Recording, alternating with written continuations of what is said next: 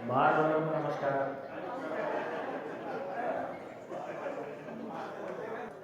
हाँ जी, चलें। चलिए, तो हमने शिविर का एक पड़ाव पार किया और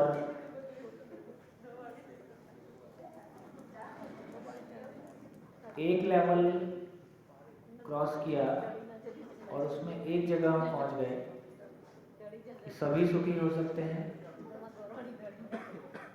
सभी अभाव से मुक्त हो सकते हैं और यही सफलता है। और सफलता को जिस बड़े कैनवस पे हमने देखा है उसमें एक व्यक्ति की उपयोगिता का विस्तार, फिर चाहे शिक्षा के क्षेत्र में, चाहे है ना, बहुत सारे डायमेंशन हैं, जैसी जिसकी रुचि है, अभिव्यक्ति है। तो मेरे को लगता है कि थोड़ा सा रुक के एक बार समराइज कर लीजिए, कहाँ से चले थे, कहाँ पहुँचे। एक बार रिकैप कर लीजिए अपने अंदर, इतनी यात्रा में कहाँ कहाँ से गुजर के आप आए और अभी हम कहाँ पहुँचे हैं। एक बार देख लीजिए किस तरह की जीवन शैली हम जी रहे हैं, उसमें किस तरह के प्रेशर हैं, वो किस तरह से हैंडल होते हुए दिखाई दिए हैं। एक बार पिछले 4 दिन की यात्रा में, पीछे वालों नमस्कार, आत्मीय वालों, तो एक बार 4 दिन की यात्रा में अपनी ज़िंदगी को केंद्र में रख के एक बार फिर से व्यू करिए कि क्या मैं ऐसा जी सकता हूँ, क्या क्लैरिटी बन रही है।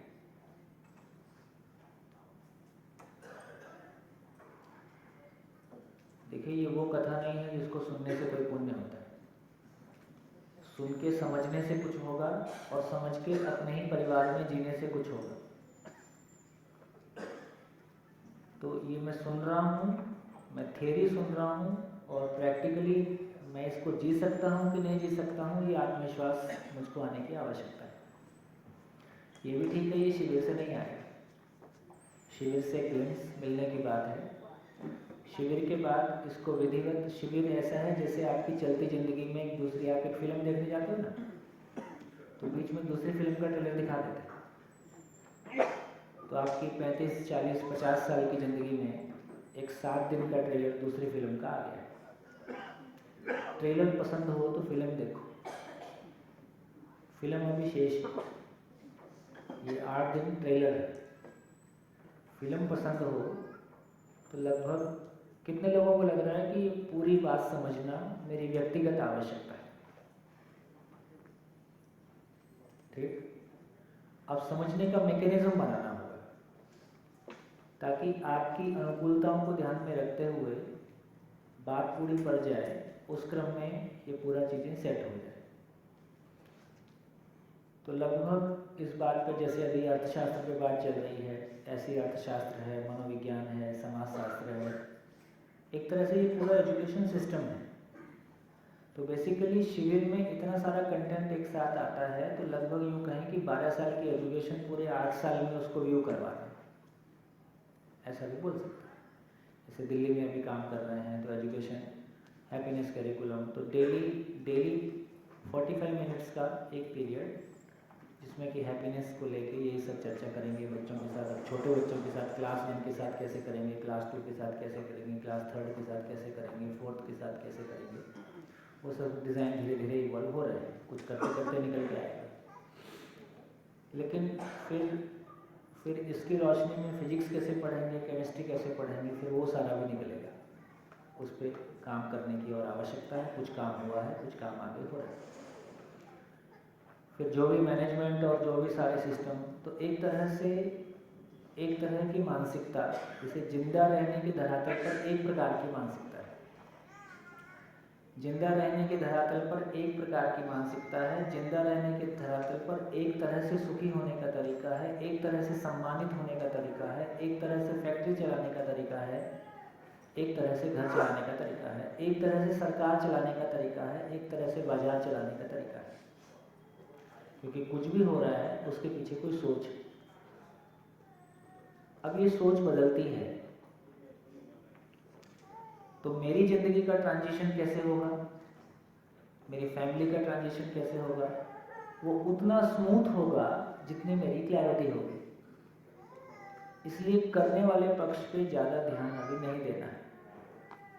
आपके व्यवसाय जैसे चल रहे हैं चलाते रहिए, जो उसमें कम ज़्यादा अपनी मजबूरियों में करना पड़ता है दिल खोल के करते रहिए, कोई अपराध बोध लेने की आवश्यकता नहीं है, क्योंकि बहुत सारी चीज़ें ऐसी हैं जो डायरेक्टली हमारे हाथ में नहीं है, है ना। भाई मैं मेहनत करके कार खरीद सकता हूँ, मेहनत करके मोटरसाइकिल खरीद सकता हूँ, पर सड़क बनाना मेरी हैसियत नहीं है। सड़क बनाना एक सिस्टमिक काम है। तो कुछ चीज़ें हैं जो मेरी व्यक्तिगत हैसियत में हैं, कुछ चीज़ें हैं परिवार के सहमत होने से हो जाती हैं, कुछ चीज़ें हैं जो व्यवस्था के सहमत होने से होंगी। जब तक वो सहमत नहीं है तब तक वो ट्रांजिशन पीरियड कैसे निकलेगा और उसकी तैयारी हम कैसे करेंगे, धीरे धीरे वो।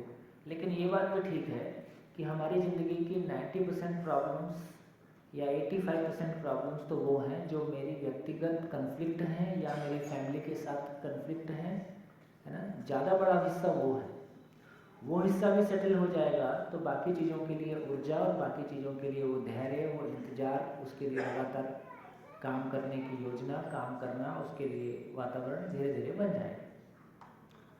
तो एक आगे की यात्रा ये होगी कि यदि इस बात को हमको पूरा समझना है तो अपने अहमदाबाद में हम क्या मैकेनिज़्म बनाएं कि हम धीरे धीरे फिर इस यात्रा को पूरी करें।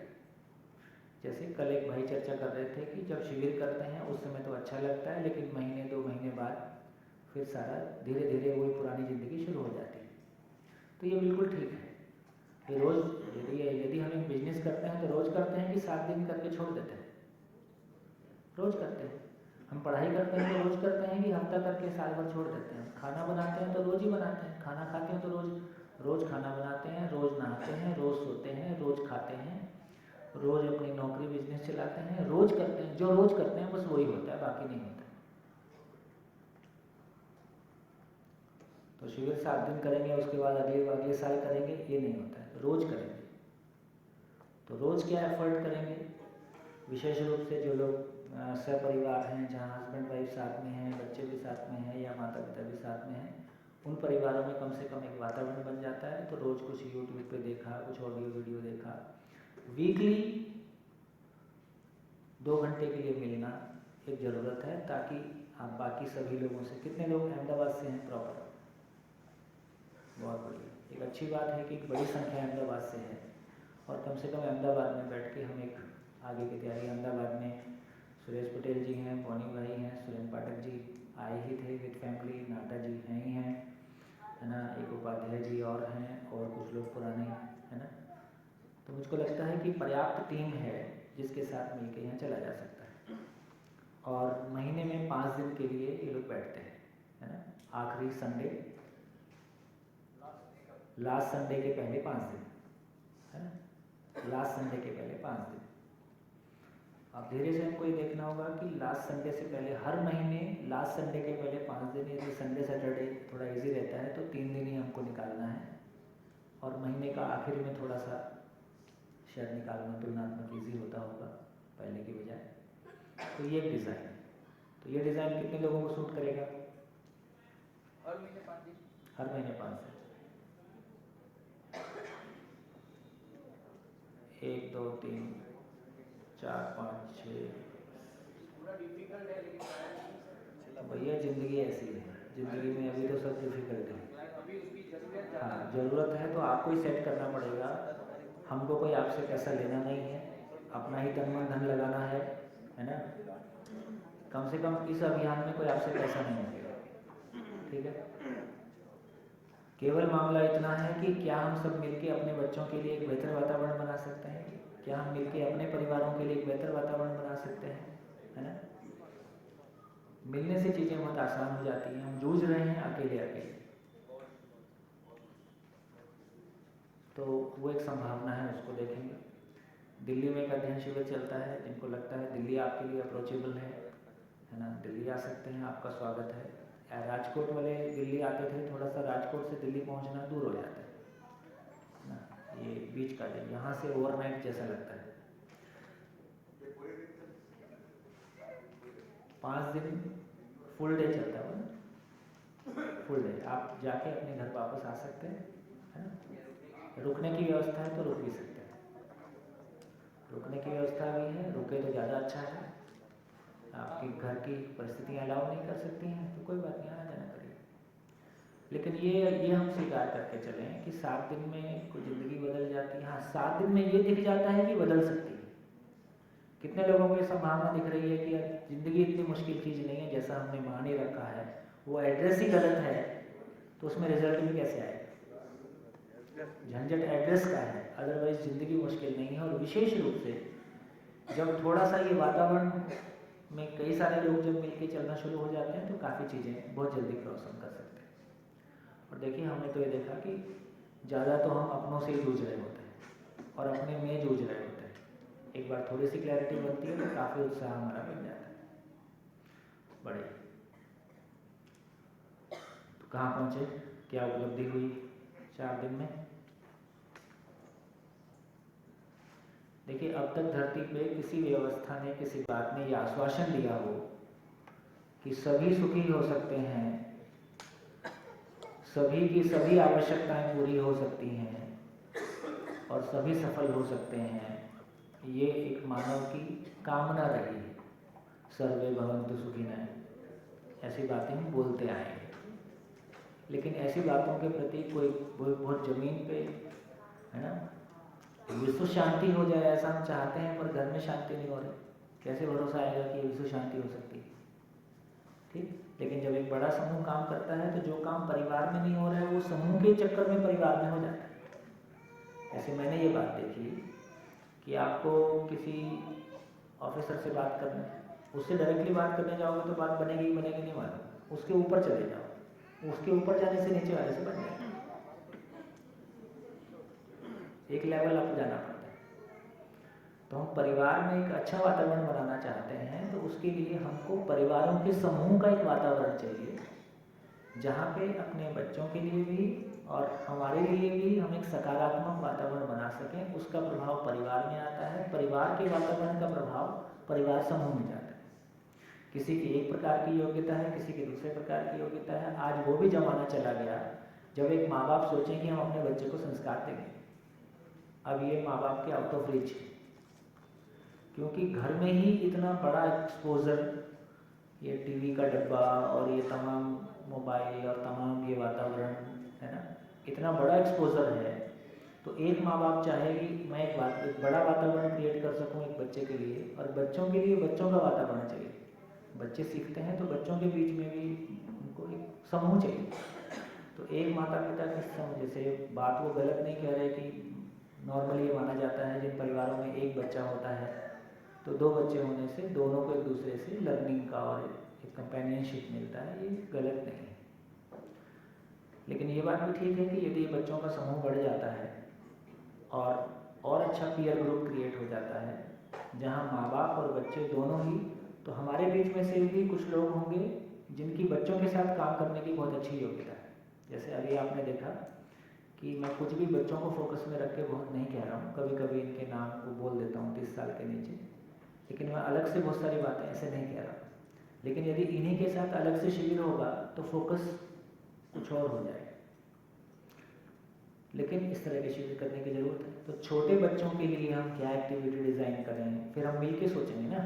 फिर ऐसा नहीं है कि मेरे को कुछ फीस लेनी है तो मैं अपने बच्चों के लिए, अपने बीच में से ही उपकार विधि से, अपनी खुशहाली से, अपनी समझ की अभिव्यक्ति के रूप में अपने में से ही कोई एक कहेगा कि मैं बच्चों के साथ काम करूँ। हर माँ बाप तो अपने बच्चों के साथ बहुत सारी एक्टिविटी डिज़ाइन नहीं कर सकता है, एक क्रिटिकल मास भी चाहिए। अकेले बच्चे के साथ आप कितनी बातचीत करोगे, लेकिन एक 10 बच्चों का समूह हो जाता है तो कोई एक्टिविटी डिज़ाइन करते बनता है, कोई फिल्म दिखाते बनता है ना। तो हम सब मिलके अपने बच्चों के लिए अलग से क्या बहुत सारी अच्छी चीज़ें, अच्छी फिल्म हैं, उनको हम कैसे उनके साथ कनेक्ट कर सकते हैं, बहुत कुछ हो सकता है। तो केवल जो स्कूल में चल रहा है वो पर्याप्त नहीं है, जो कुछ समाज में हो रहा है वो पर्याप्त नहीं है। तो इस तरीके से हमको ऐसा, कोई एक व्यक्ति बहुत मन से अध्ययन करता है, वो कोई शेयरिंग करता है तो बाकी के लिए उत्साह का वातावरण बन जाता है। किसी फैमिली में अच्छा रिजल्ट आते हुए दिखाई देता है, वो बाकी फैमिलीज़ के लिए प्रेरणादायी हो जाता है। और अब तो ये सब हमारे अपने परिवारों के उद्धार के लिए है, तो कोई दिखावे की ज़रूरत नहीं है, कोई और झंझट नहीं है, किसी को वीआईपी नहीं बनाना है, किसी को वीआईपी नहीं बनना है, हम सबको सामान्य होना है, सरल होना है, सहज होना है। तो ये बहुत इस शिविर से देखिए काम हमने देखा जाए तो 12-13 में शिविर शुरू किए थे। एक संयोग था, एक शिविर हो गया, एक शिविर के बाद दूसरा शिविर मांग लिया, दूसरे के बाद तीसरा हो गया, फिर हमारे कुछ मित्र लोगों ने भी आके शिविर किए, फिर एक संयोग बना, जैसे शुरू हुआ था वैसे बंद नहीं, लेकिन उसकी ऊर्जा बनी रही और यहाँ जो लोग स्थानीय थे उन्होंने उस ऊर्जा को बनाए रखा, धीरे धीरे आगे चलता रहा। फिर दोबारा ये एक संयोग बना कि चलो फिर से ऐसे। तो लेकिन इस शिविर के बाद मैं सोचता हूँ कि एक स्थायित्व कम से कम अहमदाबाद में है ना, और यहाँ से लोग निकलना शुरू हो जाएं जिनको ये क्लैरिटी, जिनको देख के लोग भरोसा कर पाएँ कि हाँ हम ऐसे बात को समझ सकते हैं, है ना। संभावनाएं बहुत है, गुजरात में बहुत बड़ा वर्ग है जो अच्छी बात सुनना चाहता है, अच्छी चीज़ों के साथ चलना चाहता है, अच्छी प्रवृत्तियों की गुजरात में कमी नहीं है। बहुत लोग हैं जो बहुत अच्छे मन से हैं और बहुत अच्छा देखना सुनना करना चाहते हैं, लेकिन कुछ गहरा किया जाए। तो जो सरफेशियल हम कर रहे हैं इससे तृप्ति भी नहीं होती है, एफर्ट भी लगता है ना। तो गहरा किया जाए का मतलब है गहरा दो ही जगह में, यदि 2-3 जगह मोटे रूप में है। एक तो हमारा परिवार में वातावरण बदले, दूसरा है कि एजुकेशनल इंस्टीट्यूशन में हमारे बीच में बहुत सारे लोग हैं जिनके एजुकेशनल इंस्टीट्यूशन है लेकिन अपनी तैयारी चाहिए, बच्चों के साथ बिना तैयारी के नहीं उतरना है। इस बात को गांठ बांध के रखिए कि जब तक हमारी बहुत अच्छी तैयारी, बड़ों के साथ काम करने के लिए कम तैयारी चाहिए, बच्चों के साथ काम करने के लिए और ज़्यादा तैयारी की ज़रूरत है, क्योंकि उनके बीच में विश्वास आर्या पार होता है। मिट्टी जैसा घड़ा है, वो लकड़ी की हांडी है, एक बार चढ़ती है। यदि किसी कॉलेज में बच्चों को ये स्वीकार हो गया तो बहुत बढ़िया से चलेगा, स्वीकार नहीं हुआ तो फिर वो मैसेज अगले वाले को भी दे देता है कि ये काम की चीज़ नहीं है, और कॉलेज में वही चलता है जो सीनियर ने मैसेज दे दिया जूनियर को। हाँ, ऐसी बात है। तो बहुत सुखद है। तो एक पड़ाव पार किया, इससे आगे हम चल सकते हैं, मैं सोचता हूँ। तो चलिए बोर्ड साफ करते हैं, सब साफ।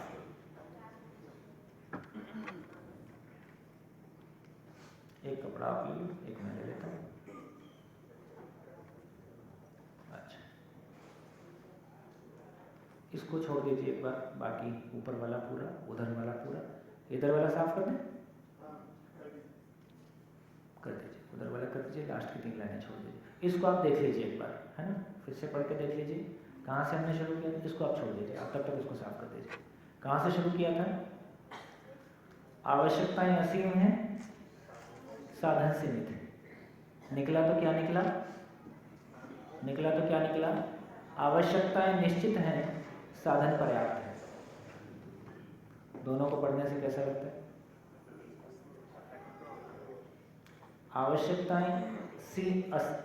आवश्यकताएं असीम हैं, साधन सीमित हैं। ये पढ़ने से ऐसा लगता है कि गलत आएगा, तुरंत एक संघर्ष, तुरंत एक असुरक्षा का भाव आता है ना। आवश्यकताएं निश्चित हैं, साधन पर्याप्त है।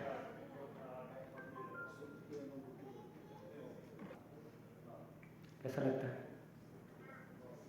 आराम से हो सकता है। अब दूसरों के लिए भी हम कुछ कर सकते हैं।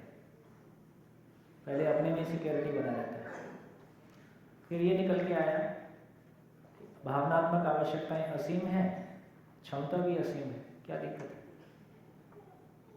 प्रकृति अपने आप में पूर्ण है। असीम आवश्यकता के लिए असीम क्षमता पहले से मौजूद है। निश्चित आवश्यकता के लिए साधन पर्याप्त है और आवश्यकता से अधिक उत्पादन की क्षमता उपलब्ध है। रोना गाना कहीं नहीं। तो स्कूल टाइम में क्या दिया जाए, कॉलेज टाइम में क्या दिया जाए कि एक आदमी के लिए ज़िंदगी बिल्कुल फुटबॉल का मैदान हो जाए, उसके पास स्किल भी हो, हैंड्स ऑन स्किल हो। अभी हम लोग को बोलने और लिखने के अलावा कुछ आता है यहाँ, तो फिर भी आपने अपने एफर्ट से कुछ कर लिया तो अलग बात है। क्लासरूम में तो हम कुछ नहीं दे रहे, टाइम पास करवा रहे हैं। कैसे इसको हैंडल करें? एक दिन में नहीं होगा, समय लगेगा, लेकिन सोचेंगे तो रास्ते निकल आएंगे।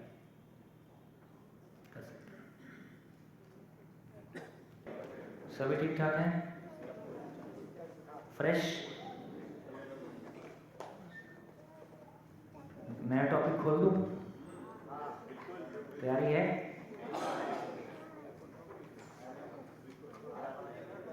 हाँ हाँ, डिनर तक। आज डिनर तक है।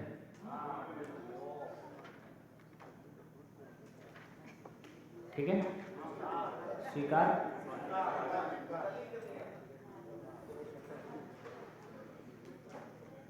चलिए,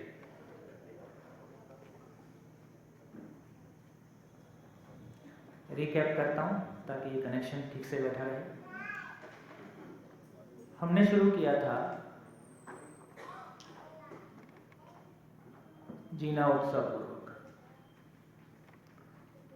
और धीरे से पता चला कि जिंदा रहना बिल्कुल एक अलग दुनिया है और जीना बिल्कुल एक अलग दुनिया है।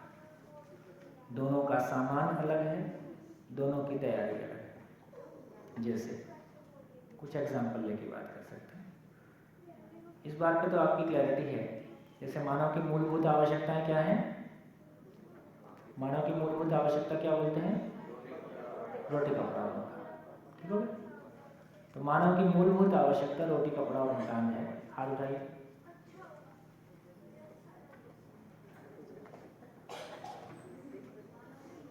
कुछ समझ में नहीं आया 4 दिन में आपको?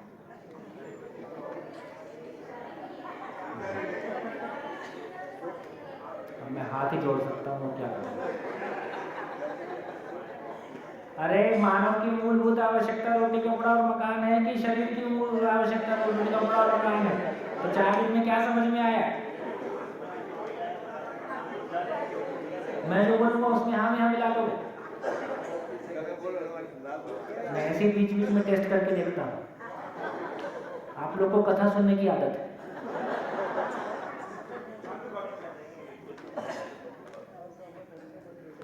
ऐसे नहीं, बार बार बोल रहा हूँ, असहमत होने का प्रयास बनाए रखें, क्रिटिकली सोचें, है ना? क्या पहुंचा नहीं पहुंचा। तो भाई साहब, इतने साल हमको बुद्धू बनाया गया। मानव की मूलभूत आवश्यकता रोटी कपड़ा और मकान नहीं है। शरीर की मूलभूत आवश्यकता रोटी कपड़ा और मकान है। यदि मानव की बात करें तो मूल कौन है, मन या शरीर? मन शरीर को चलाता है कि शरीर मन को चलाता है? आज भी मैं जैसा चाहता हूँ शरीर को वैसा यूज करता हूँ। ठीक, तो मन शरीर को चलाता है। जब मूल कहेंगे तो शरीर की आवश्यकता मूल मानी जाएगी कि मन की आवश्यकता मूल मानी जाएगी? मन की आवश्यकता। तो मानव की मूलभूत आवश्यकता क्या है?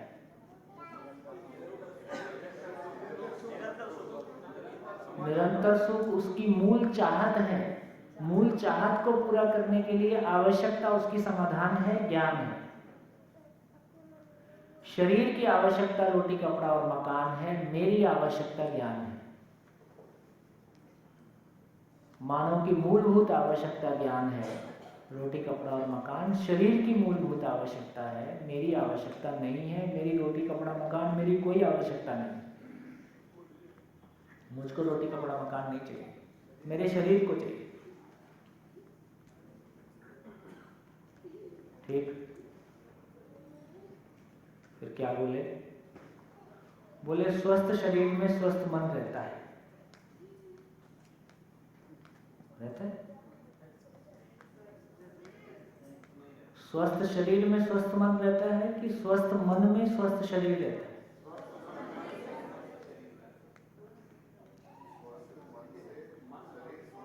हाँ, स्वस्थ मन से शरीर स्वस्थ रहता है। शरीर स्वस्थ होने से मन का कोई पता नहीं किधर जाएगा।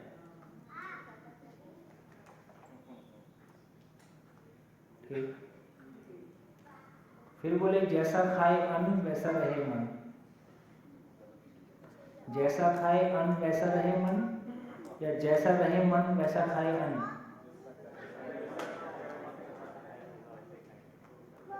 तो ये ठीक है कि अन्न मन को प्रभावित करता है। अन्न मन को प्रभावित करता होगा, लेकिन निर्णायक भूमिका किसकी है? मन की। तो आज मन है, आज ढाबा चले ही जाते हैं। तो शाकाहारी मांसाहारी में बदलता हुआ दिखाई देता है, मांसाहारी शाकाहारी में बदलता हुआ दिखाई देता है। ये मन बदल जाता है कि शरीर बदल जाता है? मन बदल जाता है। एक आदमी किसी व्यक्ति के संपर्क में आता है, 1 घंटा बात करता है, वो नक्सली हो जाता है। एक व्यक्ति किसी के संपर्क में आता है, 1 घंटा 1 महीने उसके साथ रहता है, वो सन्यासी हो जाता है। ये बदल जाता है। तो क्या बदल जाता है? मन बदल जाता है। ये बात समझ में आई। तो धीरे धीरे हमको ये क्लैरिटी बन रही है, जितनी चर्चा हमने अभी तक की उसके आधार पे, कि मानव को यदि हम देखें, मानव की बात करें, तो वो उसकी 2 प्रकार की आवश्यकताएं हैं। एक प्रकार की आवश्यकता भाव है, दूसरी आवश्यकता भौतिकता है। भौतिक वस्तुएं हैं या रासायनिक वस्तुएं हैं। भाव मन की आवश्यकता है, भौतिक चीजें शरीर की आवश्यकता है। शरीर मेल या फीमेल होता है। मन भी मेल फीमेल होता है क्या? हो सकता है लेडीज का मन फीमेल होता हो, मेल में वो मेल होता हो। कैसे मान लें इस बात को? कैसे मान लें कि लेडीज और जेंट्स में, स्त्री और पुरुष में मन एक ही जैसा है कि अलग अलग है? सब है। मन तो मन ही रहेगा। दोनों की सोच एक जैसी है। दोनों दोनों की सोच एक जैसी दोनों की सोच एक जैसी है।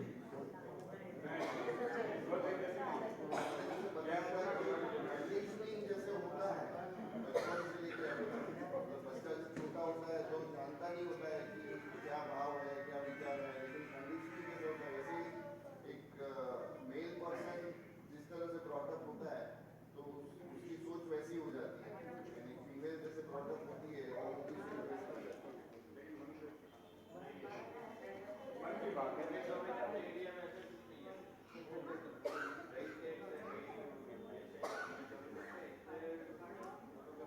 हाँ, वो वैसी हो जाती है। हाँ जी। एक जैसा होता है, जन्म से मन एक जैसा होता है, बाद में जो लोग जीवित हैं उनका प्रभाव बढ़ने पर बदल अलग अलग टाइप का। तो ये क्लैरिटी हमारी बने कि सभी मानव में जो भाव पक्ष है, उसमें जो मूल चाहत है, वो सभी में एक जैसा है। इसमें कोई अंतर नहीं है। मूल चाहत माने सम्मान की चाहत, विश्वास की चाहत, संबंध में जीने की चाहत, अभाव से मुक्ति की चाहत, भय से मुक्ति की चाहत, चाहत के रूप में सभी मानव एक जैसे। आप इसको लिख के देख सकते हैं। सारी चाहत को आप नोट करें तो आप पाएंगे कि सबके साथ वो एक जैसे है। दुनिया में कहीं भी रहे, किसी भी देश का हो, किसी भी जाति का हो, किसी भी धर्म का हो।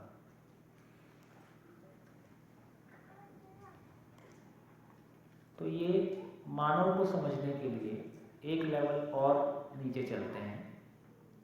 तो हमको समझ में आया कि शरीर और मन ये 2 तरह की चीजें हैं। इनको समझने की कोशिश करते हैं।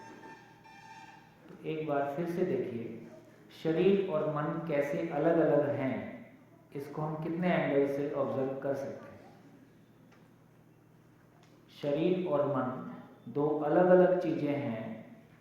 सेल्फ ऑब्जर्वेशन करें, स्वनिरीक्षण पूर्वक देखें और कितने पॉइंट लिख सकते हैं, एक बार लिख के देखें कि 2 चीजें कैसे अलग अलग हैं।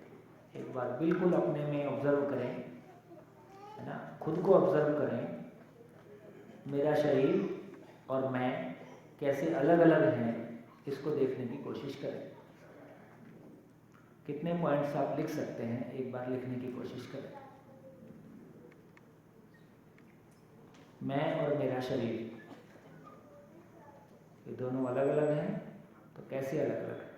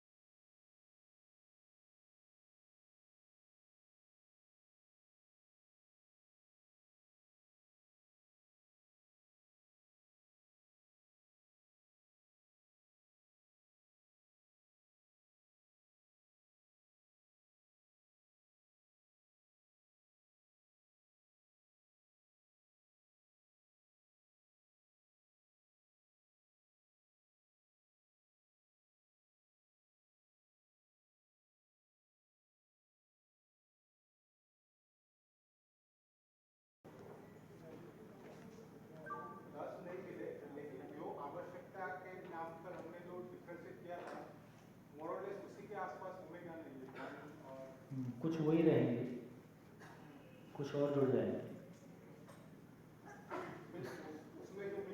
वो तो रहेंगे, इसलिए बोल रहा हूँ 10 आराम से हो जाए।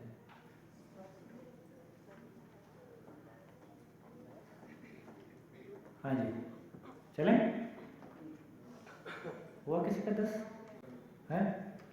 9 हो गया है? 6 हो गया? अच्छा, 6 से ऊपर किसका हुआ? 7, कितना हो गया? 8 हो गया। 8 से ऊपर किसका हुआ? है? हाँ, कितना हुआ? 8 हो गया, तो हाईएस्ट 8 आया। चलो भाई 8 वाले बोलेंगे।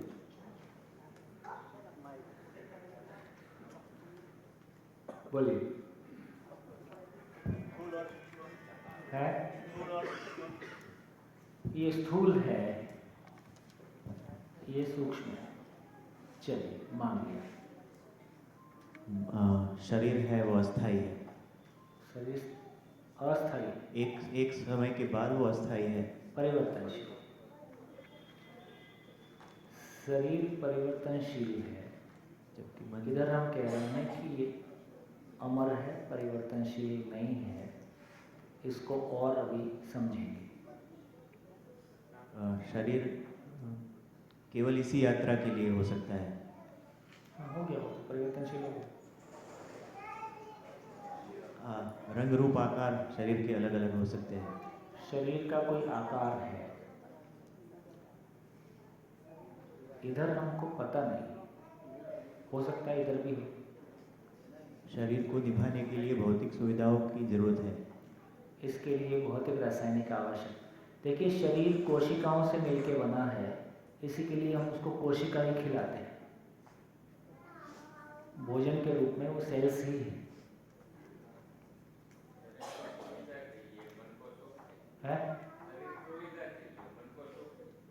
हाँ, इसकी आवश्यकता सुविधा है,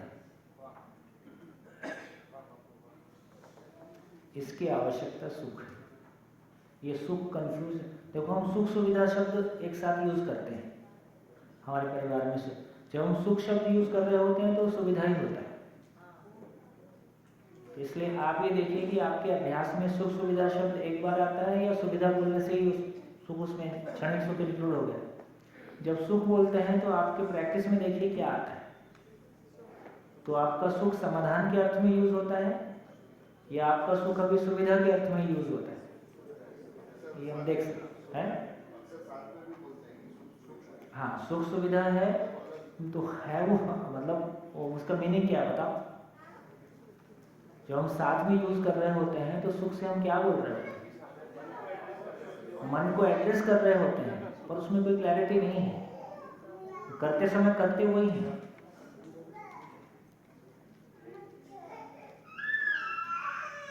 हाँ जी, मन शरीर को चलाता है। इसको मैं और लिख देता हूँ, झंझट मत। ये समाधान बराबर सुख है। हाँ, और क्या? मन शरीर को चलाता है, शरीर मन को नहीं चलाता। ये बात है कि ये साधन है, ये साधन है, ये साध्य है। साफ साफ लिख देता हूँ, मन शरीर को चलाता है, मन शरीर को चलाता है।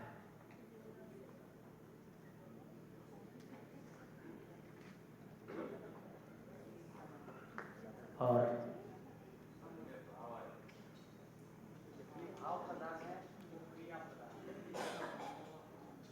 यहाँ भाव क्रिया है, यहाँ भौतिक और रासायनिक क्रिया है, फिजिकल केमिकल है। मन तर्क और बुद्धि से लस है, तर्क और बुद्धि मन में है। ठीक है, भाव प्रधान होने से पर्याप्त है ना। यहाँ तर्क है ना, आशा है, इच्छा है, अनुभूति है ना, दुख है, सुख है। इधर क्या है? इधर इधर क्या है, इधर क्या है, इधर जन्म है। जन्म किसका होता है? शरीर, जन्म है। तो हैप्पी बर्थडे किसका होता है?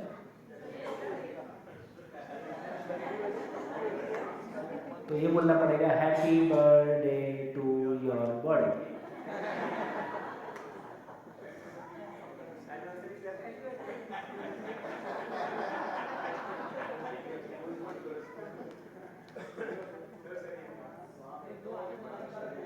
मन का भी हुआ है, अब मन पकड़ में नहीं आया वो अलग बात है, पकड़ते समय शरीर ही पकड़ में आया।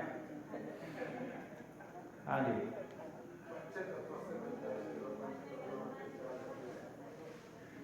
तो शरीर कुल मिला के इसका जन्म होता है। बचपन बच्चा कौन है? मन बच्चा है कि शरीर बच्चा है? जवान कौन है? बूढ़ा कौन है? अवस्था है। मरता कौन है? ये सब इधर की कहानी है, इधर ऐसी कोई कहानी नहीं है। ये भी बोला जाता है मन तो बच्चा है? ये भी बोला जाता है मन तो बच्चा है, ये तो बच्चा है, तो मन तो बच्चा है। शरीर की शक्तियाँ सीमित है। ये भी ठीक है। शरीर की जो ताकत है, शरीर की गति भी सीमित है, इसकी शक्ति भी सीमित है, ये सब सीमित है। इधर देखें तो मन की जो गति है, मन की गति और शक्ति दोनों असीम है। गुड। असीम का मतलब ही निरंतर है।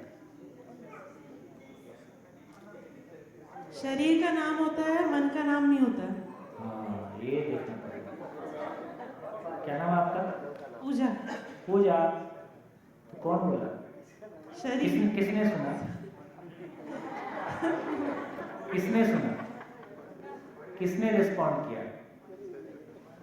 शरीर। तो उस नाम से पहचानने का काम फेस से होता है, आवाज से होता है, लेकिन इशारा तो उस मन को ही है, पर उस नाम को पहचानने वाला तो मैं ही हूं। जैसे शरीर मर गया, जैसे मान लो मेरा शरीर मर गया, तो अब ये सोम है कि मिट्टी है? ये भी नहीं बोलते कि सोम का शरीर है, तुरंत बॉडी बोल देते हैं। यार इतना तो बोल दो सोम की बॉडी है।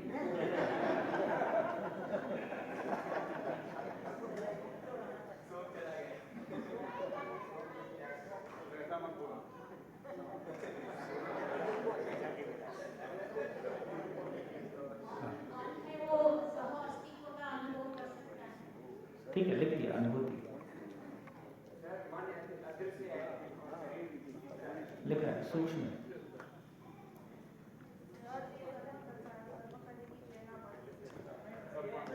शरीर को चलाता हूं, शरीर चलता है, शरीर कुछ करता नहीं है। जितना भी करने वाला काम है, शरीर अपने में कुछ बोलता नहीं है, शरीर कुछ करता नहीं है। जैसे एक एक करके चर्चा करते हैं। कौन सोता है? मैं सोता हूं कि शरीर सोता है?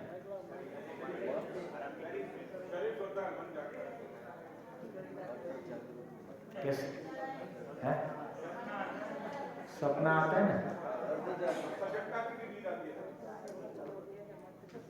कैसे मान लें कि शरीर सोता है, मैं नहीं सोता?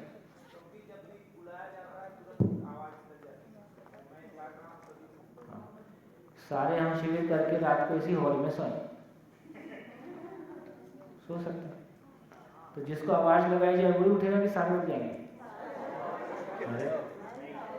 रात को 2 बजे आवाज मारी जाए, है ना, यश, तो यश उठेगा कि सारे उठ जाएंगे? बाकी लोग मैं यश नहीं हूं बोल के सो जाएंगे।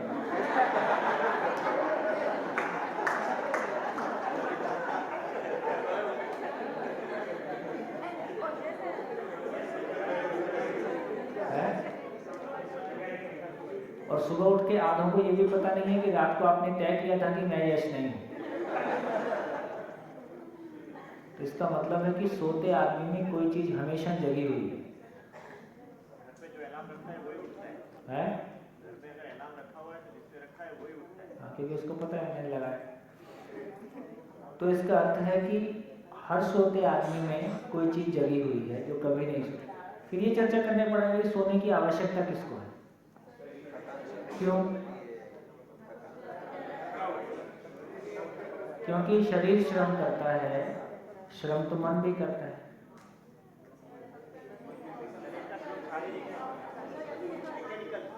इसका मतलब ये हुआ, देखिए अब अंतर देखिए, शारीरिक थकान और मानसिक थकान हमको क्या स्वीकार है, क्या अस्वीकार है? शारीरिक थकान स्वीकार है। क्यों स्वीकार है? क्योंकि शारीरिक थकान नेचुरल है। शरीर फिजिकल केमिकल रियलिटी है, वो सीमित वस्तु है, परिवर्तनशील वस्तु है, उसमें थकान होगी। इंजन भी चलता है 8 घंटे तो गर्म हो जाता है, उसको भी कुछ आराम देने पड़ जाता है। तो इसका मतलब है कि शरीर का थकना नेचुरल काम है। मन कब थकता है?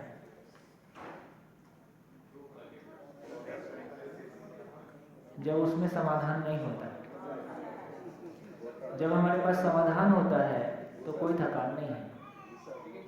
तो मन का थकना अस्वाभाविक घटना है, शरीर का थकना स्वाभाविक घटना है। जब तक समाधान है कोई थकान नहीं है। समाधान का ना होना ही मानसिक थकान है। जब हम अपने खुशी का काम नहीं करते उसी का नाम मानसिक श्रम है। जब हम खुशी से कोई काम करते हैं तो कोई श्रम नहीं।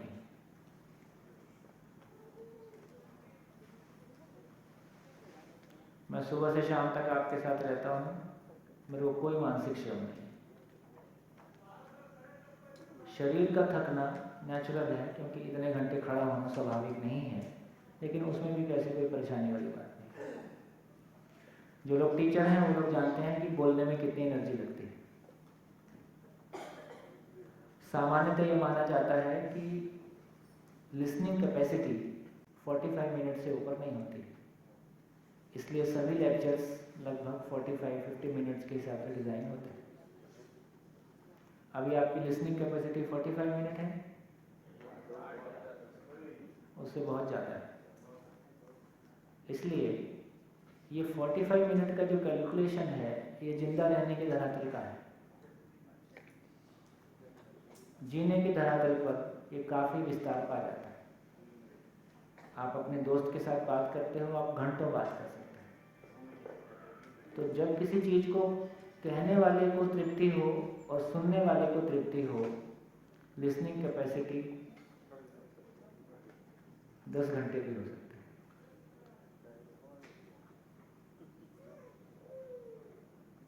बढ़िया।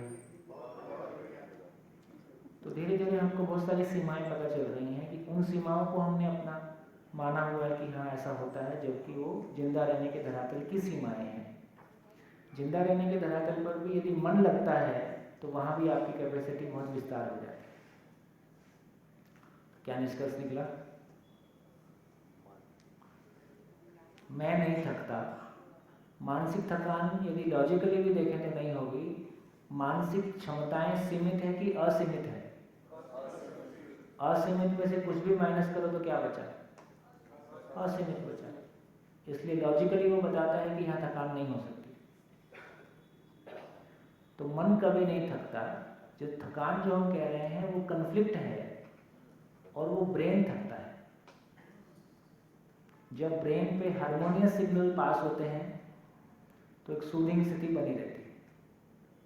जब कन्फ्लिक्ट के साथ मन होता है और कन्फ्लिक्ट के साथ पूरा सिस्टम ऑपरेट होता है तो आप देखते हैं कि उसका मैनिफेस्टेशन शरीर पे बीपी और तमाम चीज़ों के रूप में किसी न किसी रूप में दिखाई देता है। तो इसलिए एक बात की क्लैरिटी हो गई, मानसिक थकान जैसा कुछ नहीं होता, मानसिक श्रम जैसा कुछ नहीं होता है। शरीर एक सीमित वस्तु है, शरीर में थकान होना नेचुरल है, शरीर का थकना नेचुरल काम। तो फिर सोने की आवश्यकता किसकी है? शरीर थकता है इसलिए शरीर को सोने की आवश्यकता है। मैं ना कभी सोया हूँ, ना मुझको सोने की आवश्यकता है। मैं कभी नहीं सोता हूँ, शरीर को आराम करने के लिए छोड़ निर्णय पूर्वक कर्मेंद्रियां और ज्ञानेंद्रियां इस्तेमाल नहीं करना है, इसका नाम सोना है।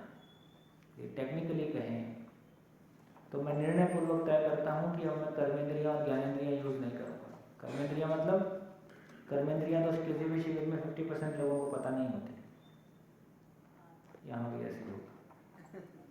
ईमानदारी से हाथ उठाएं, कितने लोगों को 5 कर्मेंद्रियां पता नहीं है? हाथ उठाने तो मैं पूछने वाला हूँ, किससे पूछूं?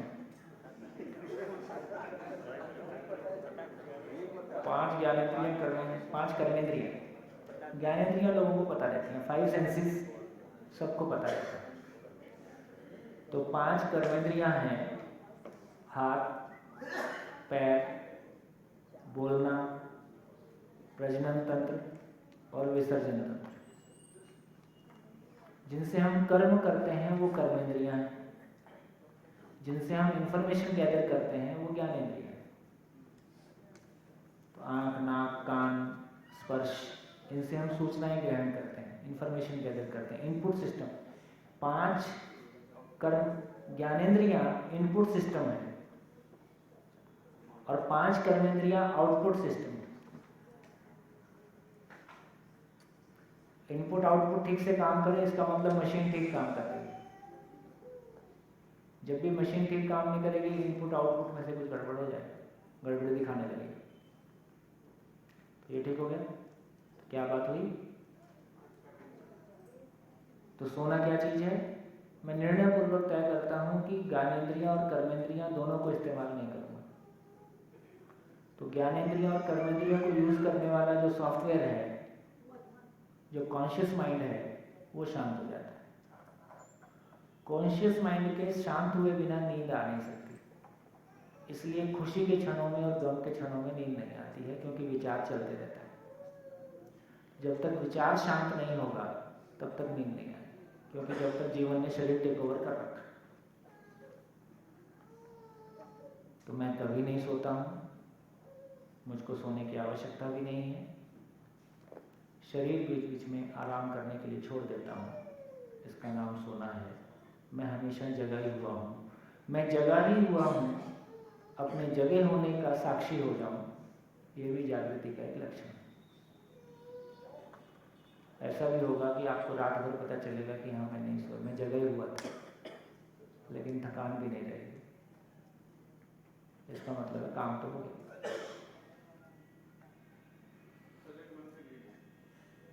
हाँ जी। तो कौन सोता है? शरीर को मैं सोने के लिए, आराम करने के लिए छोड़ देता हूँ। हाँ जी। भैया आपने भी बोला कि विचार शांत होता है तो नींद आती है, तो जो स्वप्न है हाँ, तो उसको किस पर डाला जाए? तो उसका मतलब है कि कुछ इसका मतलब वो कोई पार्ट बचा ही हुआ है जो लगातार काम। इसलिए स्वप्न का सूत्र है, आपको क्या सपना आएगा और क्या नहीं आएगा वो मैं बता सकता हूँ, उसका सूत्र है। हाँ, उसका सूत्र है कि क्या सपना आपको आएगा और क्या नहीं आएगा।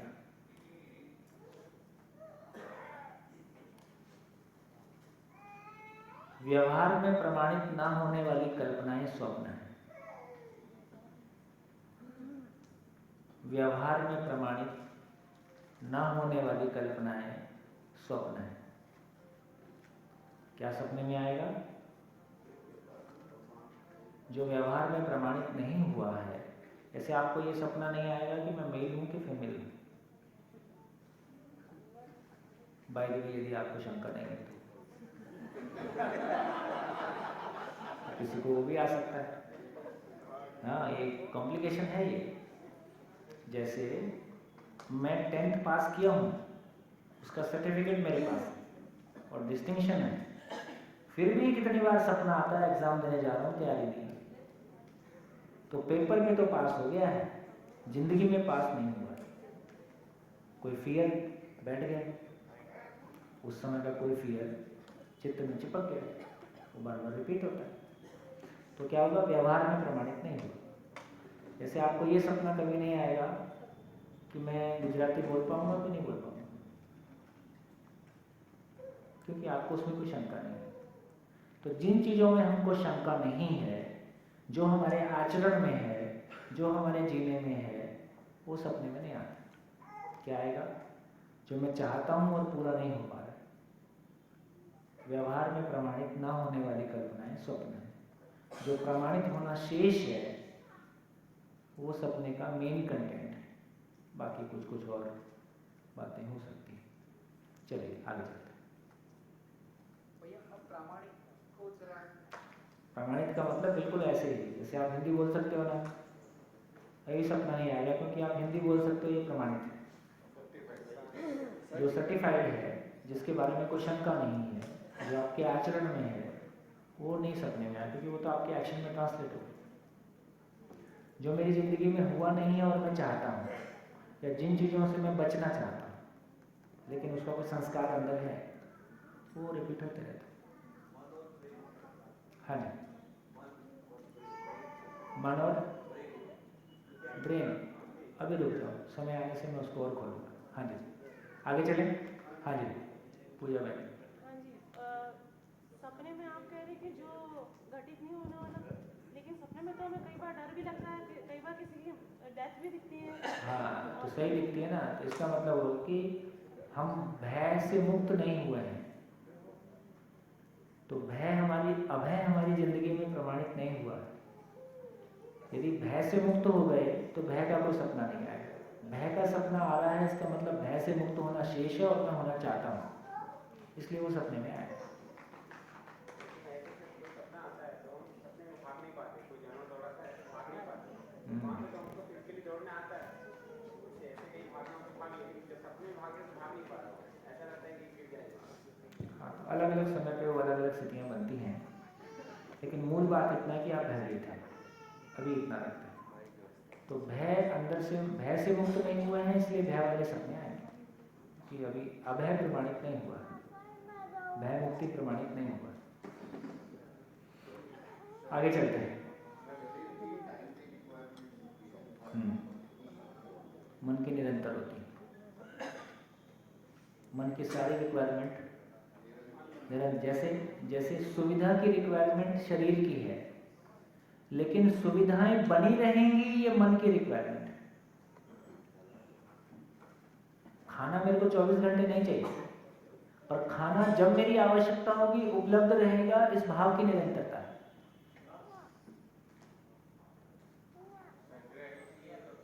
हाँ, उसी आउट ऑफ इनसिक्योरिटी वही संग्रह में जाता है। इसलिए कितना संग्रह होने से आदमी सिक्योर फील करेगा, इसलिए उसका कोई आंकड़ा नहीं, क्योंकि अभाव भाव का है। भाव को जब वस्तु से भरने की कोशिश करते हैं तो वस्तु अनलिमिटेड हो जाता है। ये बात समझ में आ रही? सम्मान जीवन की चाहत है, मन की चाहत है। अब सम्मान की आवश्यकता कैसी है? निरंतर।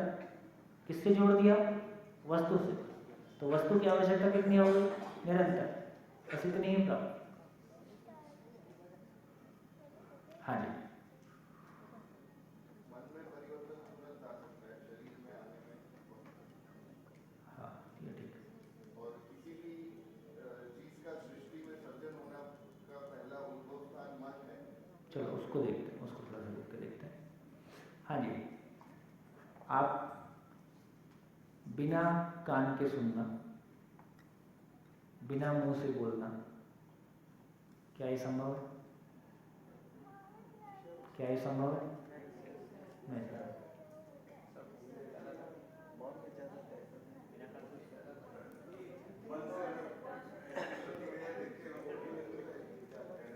कान की आवश्यकता कब है? जब दूसरे को सुनते हैं। मुंह की आवश्यकता कब है? जब दूसरे को सुनाते हैं। जब खुद ही को सुनना है और खुद ही को सुनाना है, अब क्या करें? अब सुनाई देता है कि नहीं देता है? देता है। बाहर कितने भी नगाड़े बजे, अपने अंदर की आवाज कभी नहीं दबती। मुंह से बोली हुई आवाज दब सकती है, बाहर की आवाज में। तो मैं बोलता हूं और मैं सुनता हूं, ना इसमें मुंह की आवश्यकता है ना कान की आवश्यकता है।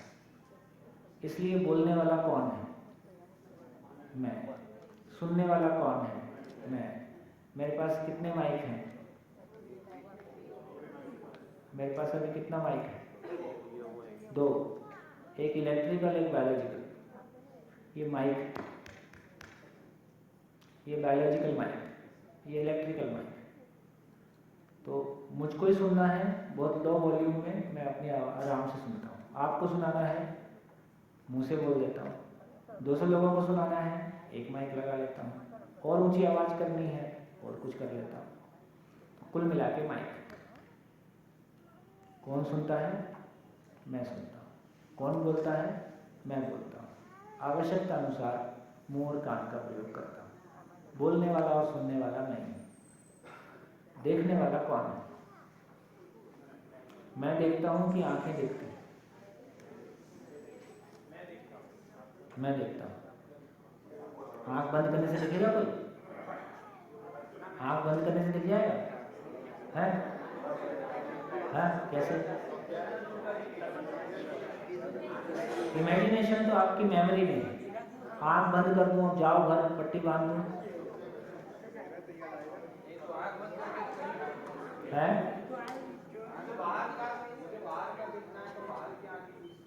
हाँ, बाहर का देखने की बात कर रहा हूँ मैं तो। बाहर का देखना है तो आंखें चाहिए कि नहीं चाहिए? और मैं आंख से देखता हूँ और कोई तरीका तो नहीं है मेरे पास, है? मैं की हाजिरी में आंख देखती है, पर देखने का तरीका तो आंख ही है। मैं की हाजिरी होना जरूरी है, ये बात सही है। ये बात आपकी काम की है। तो थोड़ा सा और देखते हैं। देखो, आदमी आंख से ही नहीं देखता है, सब तरफ से देखता है। कैसे? आप बोलते हो मैं खा के देखता हूँ,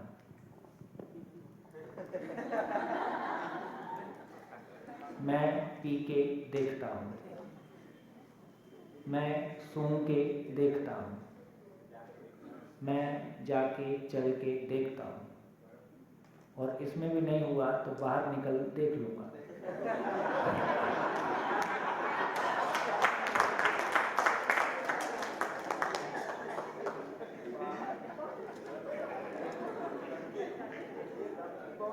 सर ऐसा होता है तो मन उल्टा सुल्टा दिखता है, उल्टा सुल्टा करता है, और ये बॉडी को साला सजा बॉडी को निकल बाहर बताता हूँ।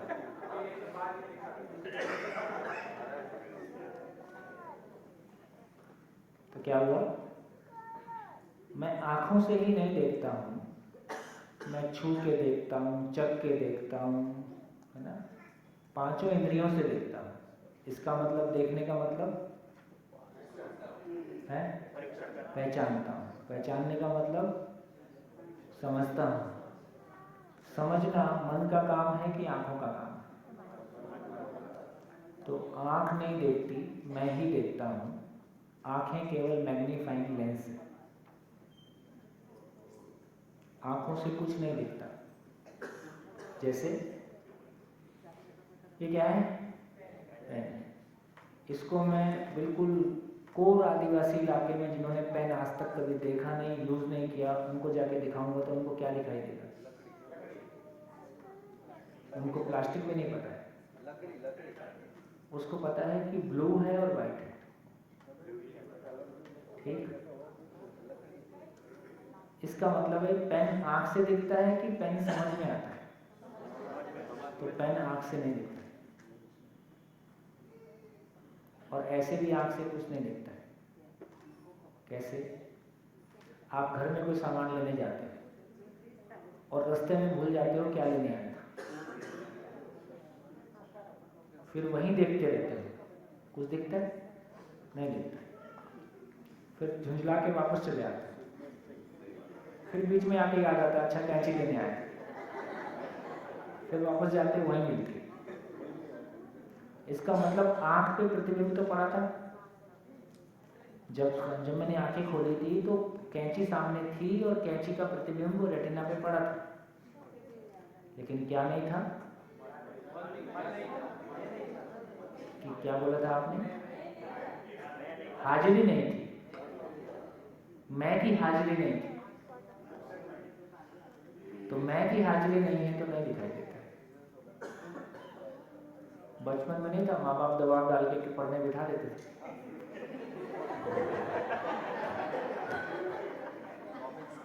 आधा घंटे बाद याद किया क्या पढ़ा कुछ नहीं, भूख भी उल्टी रहती थी।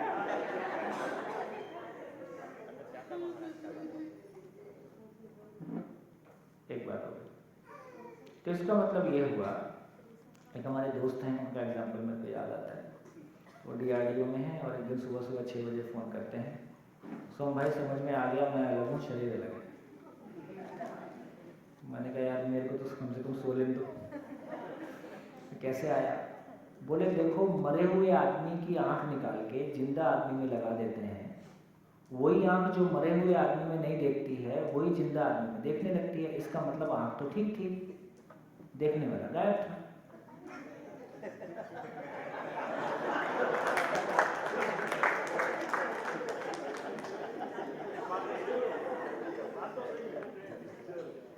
मतलब कैसे आपको क्लिक होगा? तो आदमी की ऑब्जर्वेशन करने की जो ताकत है वो इतनी जबरदस्त है कि एक बार उसका ध्यान चला जाए तो हर क्षण खुद को ऑब्जर्व करना, हर क्षण निष्कर्ष लेना, हर क्षण अपने को बेहतर समझ पाना, पहले से ज़्यादा कॉन्फिडेंट फील करना, मैं खुद को समझ पा रहा हूँ, इसका नाम सुख है।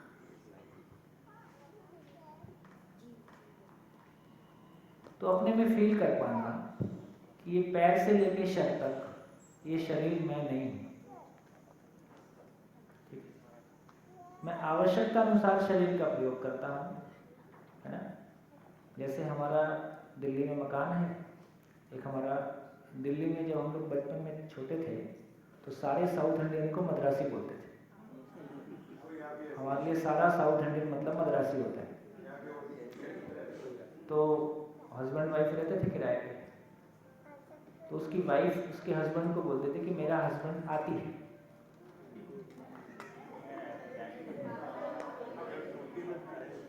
मेरा हस्बैंड आती है, इसके बावजूद वो आ ही जाता था।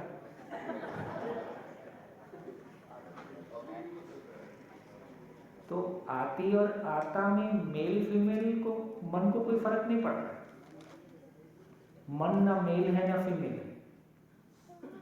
उसको अब हम चेंज कर दें, या फीमेल को आती बोलेंगे और मेल को आता बोलेंगे, उससे उसको क्या फर्क पड़ता है?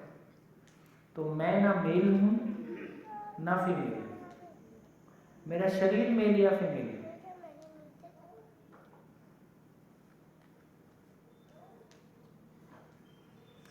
उम्र शरीर में है कि मुझ में है?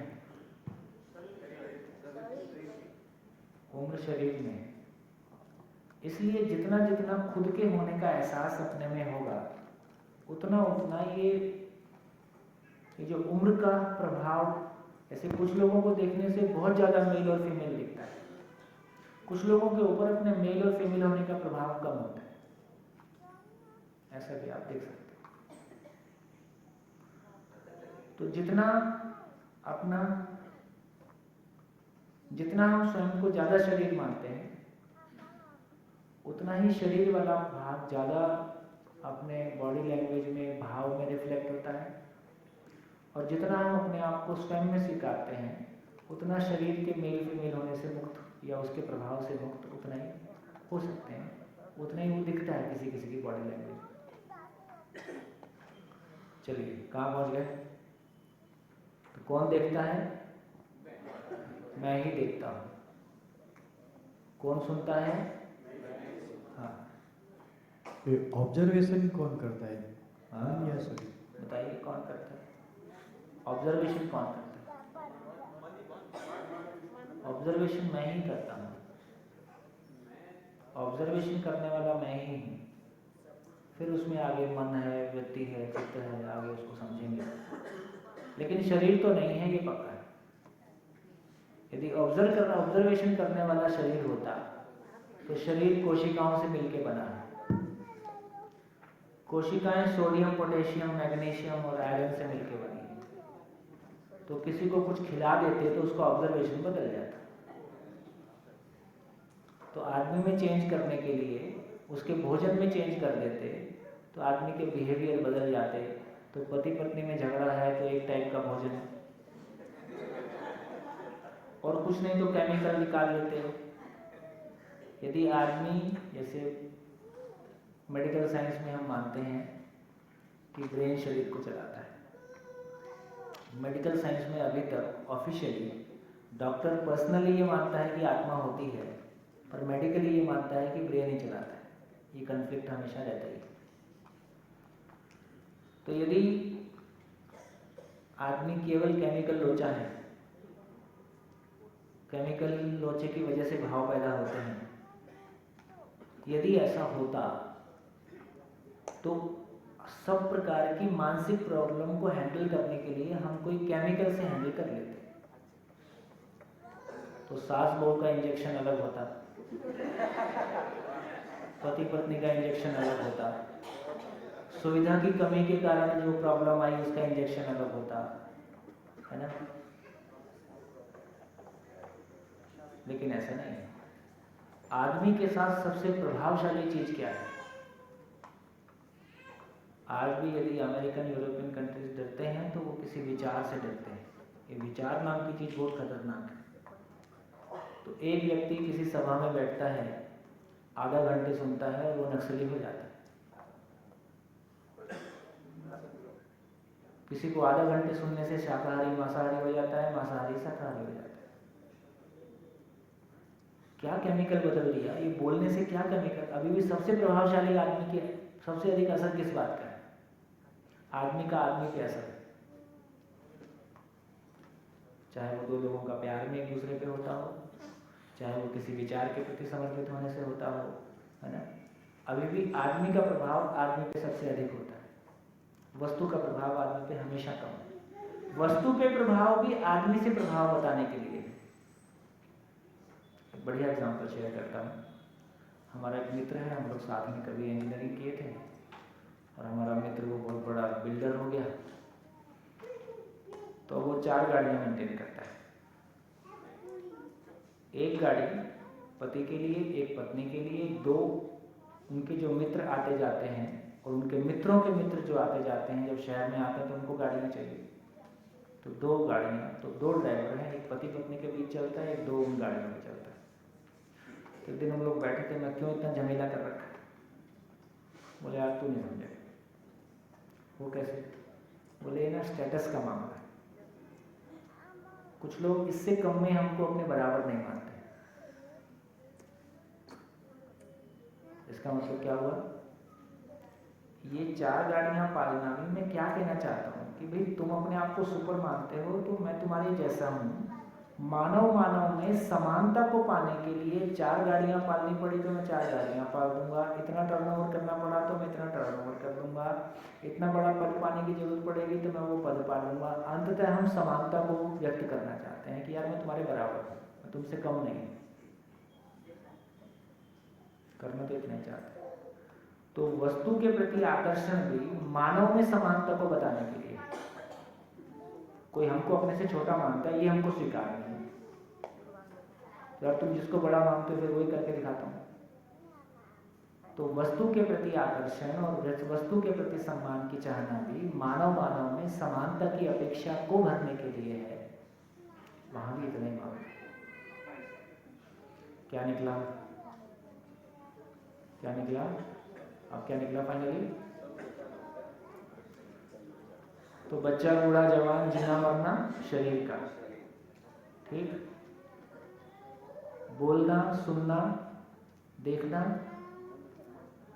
मन का, आशा विचार इच्छा सुखी दुखी होना मन का, और शरीर मेल या फीमेल है ये हमको पता है। शरीर से शरीर पैदा होता है ये हमको पता है। अब आचरण जेनेटिकली ट्रांसफर होता है, ये एक और किस्सा है। माँ बाप के गुण बच्चों में आते हैं, ये गर्भ से आ जाते हैं या साथ रहने की वजह से आते हैं,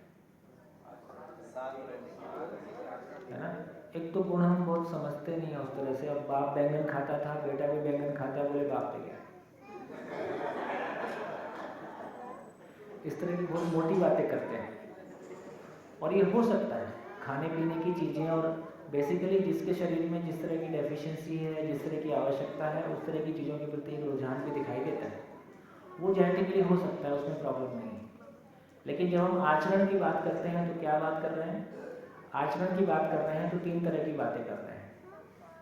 आचरण की बात कर रहे हैं तो धन के प्रति आदमी का दृष्टिकोण क्या है, ये उसके आचरण का एक मेजर हिस्सा है। स्त्री पुरुष संबंध के प्रति उसके दृष्टिकोण कैसा है, ये उसके आचरण का एक मेजर हिस्सा है। मानव और प्रकृति के साथ व्यवहार करने के प्रति उसका दृष्टिकोण कैसा है, ये एक मेजर मुद्दा है। ये तीनों चीजें जेनेटिक्स पर डिपेंड करेंगी या ये तो ये संस्कार, ये साथ रहने की वजह से एक दूसरे से ट्रांसफर होगा।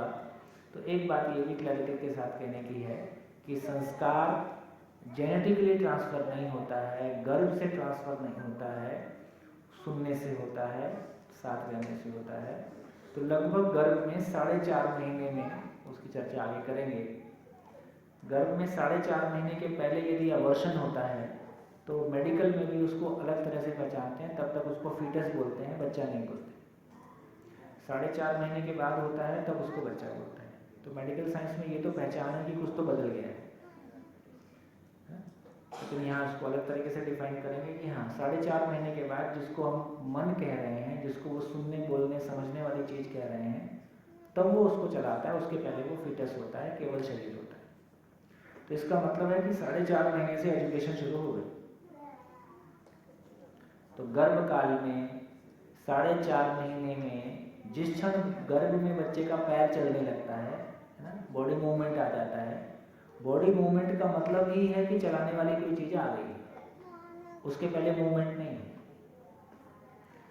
गर्भ के अंदर जो बॉडी मूवमेंट है, बच्चे का जो हाथ पैर चलता है, वो कोई मन उसको चलाना शुरू किया है। जिस क्षण से चलाना शुरू करता है उस क्षण से मूवमेंट आता है, उसके पहले मूवमेंट नहीं है। क्योंकि शरीर, गाड़ी अपने आप नहीं चलती है, कोई चलाने वाला है, इसलिए कुछ हिलता डुलता है।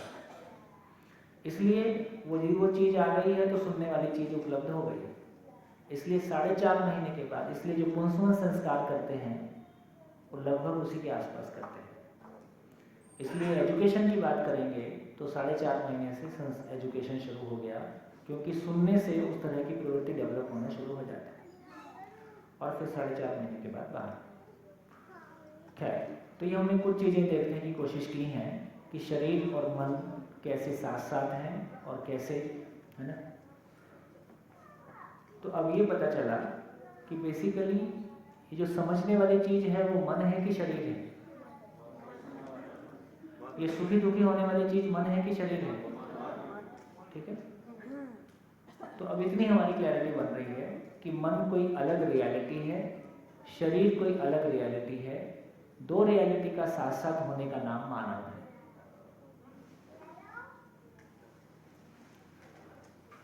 रॉबिन्सन से क्या गलती हो गई? क्या गलती हो गई? मन की आवश्यकता असीम है, शरीर की आवश्यकता सीमित है। सीमित प्लस असीमित मिलाएंगे तो क्या होगा? असीमित। तो ये कंफ्यूजन क्रिएट हो गया कि मानव की आवश्यकता असीमित हो गई, है ना, जबकि शरीर की आवश्यकता अलग है, मन की आवश्यकता अलग है, और दोनों को पूरा करने का तरीका अलग है। शरीर की आवश्यकता से मन की आवश्यकता पूरी नहीं हो सकती, मन की आवश्यकता से शरीर की आवश्यकता पूरी नहीं हो सकती। और इतना ही खेल। मेजर खेल में से यदि जीने के लेवल पे बात करेंगे तो मेजर खेल ये है कि दो अलग अलग एंटिटी हैं, दोनों की आवश्यकता अलग है, पूरा करने का तरीका अलग है, पूरा करने की वस्तु अलग है, और हमने दोनों को मिक्स कर दिया। ये बहुत बड़ा ब्लंडर हुआ है।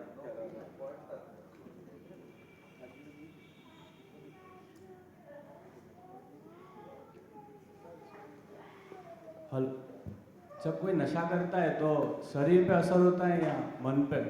गुड। तो थोड़ा सा और आगे जाना पड़ेगा।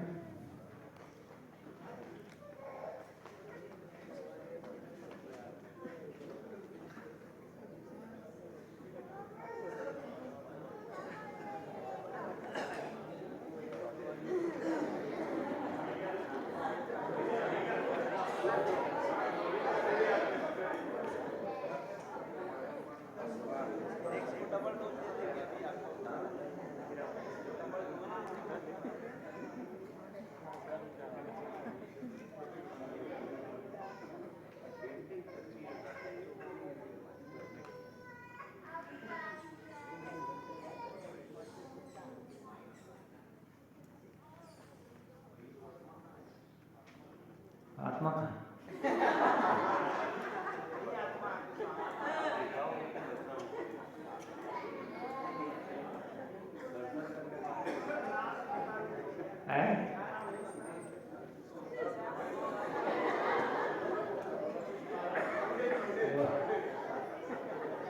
वशिष्ठ महाराज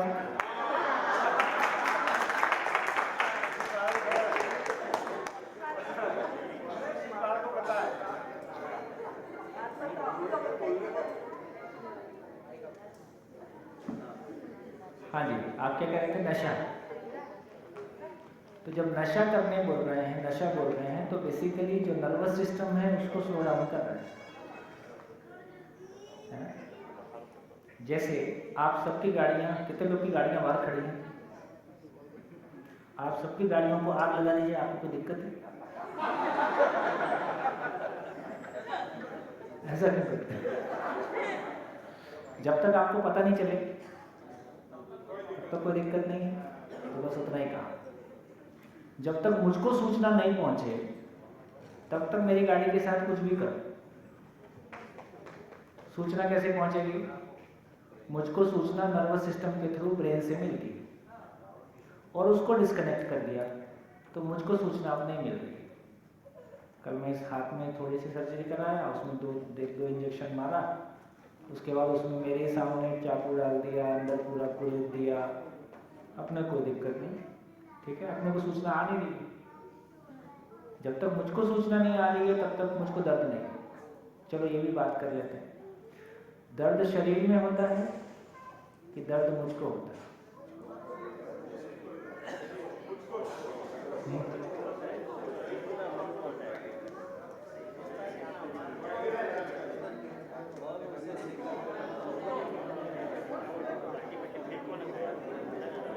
और कुछ होना हो, कन्फ्यूजन तो है ही। आप देखिए, हाँ जी, पीछे कुछ कहना चाहते हैं? माइक माइक पीछे, माइक माइक पीछे पीछे।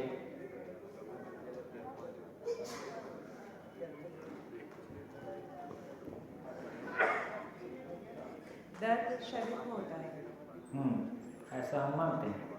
अब दो चार लॉजिक पे बात करते हैं। देखिए, जब भी सीवियर एक्सीडेंट होता है, यदि आप में से किसी का हुआ होगा, जिस समय सीवियर एक्सीडेंट होता है उस समय कोई दर्द नहीं होता, ठीक? इसका मतलब क्या हुआ है ना? जैसे मेरा एक्सीडेंट नहीं, मेरा झगड़ा हुआ, मैं और मेरा भाई हरियाणा के किसी हॉस्टल में कभी हम साथ रहते थे 7th 8th में, तो वो मेरे को मार के भाग गया। अब हिसाब किताब तो बराबर करना होता है, तो मैं हिसाब किताब बराबर करने के लिए उसके पीछे दौड़ा और उसने रूम का अंदर से चिटिकनी लगा ली। हॉस्टल के रूम रहते हैं, उसमें बीच बीच में वो कांच, ताकि वार्डन घूम घूम के देखता रहे, ऐसे रूम रहते हैं, कांच ऐसे रहते। तो मैंने एक कांच को मुक्का मार के तोड़ा, चिटकनी खोला और फिर भाई का सेवा किया।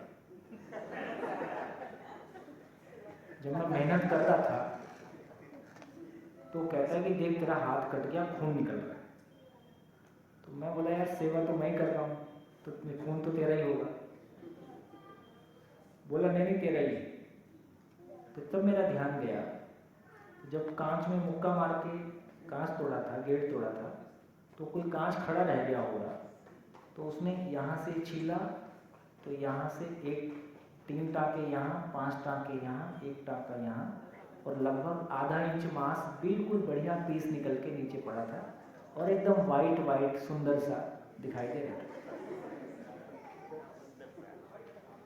तो जब तक मैं देखा नहीं और कंफर्म हो गया कि मेरा ही है, उसके बाद दर्द शुरू हुआ।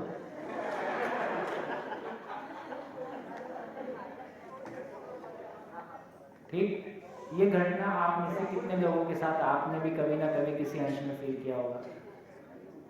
ये ठीक हो गया? तो मैं सिर्फ इतना कहना चाहता हूँ कि शरीर के साथ कोई अव्यवस्था होती है, शरीर के साथ कोई अव्यवस्था होती है, उस अव्यवस्था से कितना दुखी सुखी होना है ये मेरे ऊपर निर्भर है। ऐसी भी घटनाएं घटी, पुराने लोग बताते हैं। कुछ घटनाएं तो हम सबको, वैसे भी बहुत सारी घटनाएं ध्यान है ना। राजस्थान की लड़ाइयाँ, जहाँ दरवाजे पे 6-6 इंच का किला है और हाथी ने टक्कर मारने से मना कर दिया। ठीक, आदमी ने अपना शरीर उस पर लगाया, बोला कब टक्कर मार, उसका तो शरीर एक बार में खत्म। हाथी को सपोर्ट मिल गई तो हाथी ने फिर दरवाजा खोल दिया, टक्कर मार। आदमी को पता है कि मेरी क्या हालत होने वाली है इसके बाद। उसके बाद भी अपने जो भी उसकी अपनी निष्ठाएं रही होंगी, अपने साम्राज्य को बचाने की, अपने राज्य को बचाने की, उसने अपना शरीर इतना उस पर रख दिया, उस पर निर्णय पूर्वक रखा। ठीक, ऐसी तमाम घटनाएं मिलती हैं जब आदमी बहुत निर्णय पूर्वक, बहुत ठंडे दिमाग से, है ना, शरीर को किस तरह से यूज़ करता है, कैसा करता है। तो शरीर के साथ ऐसे भी लोग हैं कि जैसे मुझको सूचना नहीं मिल रही है और मेरे हाथ का ऑपरेशन हो रहा है, मुझको सूचना नहीं मिल रही है। दूसरी घटना ये थी कि मेरा ध्यान नहीं गया कि चोट मुझको ही लगी है। जब तक मेरा ध्यान नहीं गया तब तक मुझको दर्द नहीं हो रहा। इसको लोगों ने प्रैक्टिकली कर लिया कि मैंने ऑपरेशन करवाया और मैं निर्णय पूर्वक कहता हूँ कि मैं ध्यान यहाँ से हटा लूँगा, तुम ऑपरेशन कर लो। ऐसा भी लोगों ने किया है ना। तो निर्णय पूर्वक मैं अपना ध्यान वहाँ से हटा सकता हूँ। यदि निर्णय पूर्वक हटा लिया तो अब मेरे पास सूचना नहीं आ रही है तो मुझको पता नहीं है। तो मैं सिर्फ ये कहना, अच्छा किसी भी एक इंजेक्शन से सभी लोगों को एक समान दर्द होता है? नहीं। डॉक्टर वही, सुई वही और कोशिकाएं वही। किसको दर्द ज़्यादा होता है? जो डरता है उसको ज़्यादा होता है। और जिनको नशा करना है वो सांप से खुद को दिन में 2 बार कटाते हैं, क्योंकि सांप का नशा सबसे सस्ता है। कोई लोग सांप देखने से बेहोश हो जाते हैं। भारत में डेटा है कि 95% जो लोग मरते हैं सांप के जहर से, उसमें से 95% सांपों में जहर नहीं होता, वो डर के मारे मर जाते हैं। ठीक हो गया? तो सारी बात क्या निकली कि दर्द की घटना, अव्यवस्था की घटना शरीर में होती है। शरीर में अव्यवस्था होती है। उस अव्यवस्था को महसूस करने वाला, उसको फील करने वाला मैं हूँ। जब तक मैं वहाँ नहीं हूँ तो मुझको इन्फॉर्मेशन नहीं मिली तो मुझको दर्द नहीं होता है।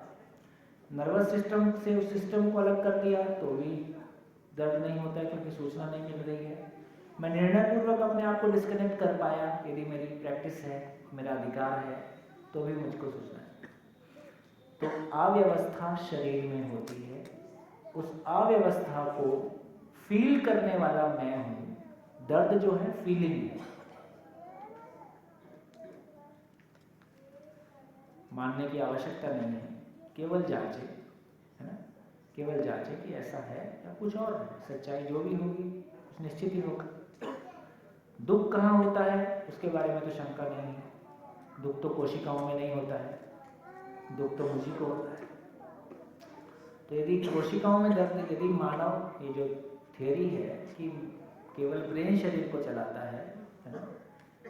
एक और बढ़िया चीज़ है, दुनिया के सभी धर्मों में एक समानता पूरी है। सभी ने शरीर से बियॉन्ड किसी रियलिटी को पहचाना है, नाम कुछ भी दिया हो, लेकिन शरीर से बियॉन्ड कोई रियलिटी है, ये सभी धर्म ने पहचाना है। और मेडिकल में भी शायद बहुत सारे प्रयोग और बहुत सारी साइट्स खुल रही होंगी, आप बेहतर जानते होंगे, जहाँ बियॉन्ड बॉडी कोई रियलिटी है, उसको पहचानने की कितनी कोशिश हो रही है, नहीं हो रही है, वो एक अलग बात है।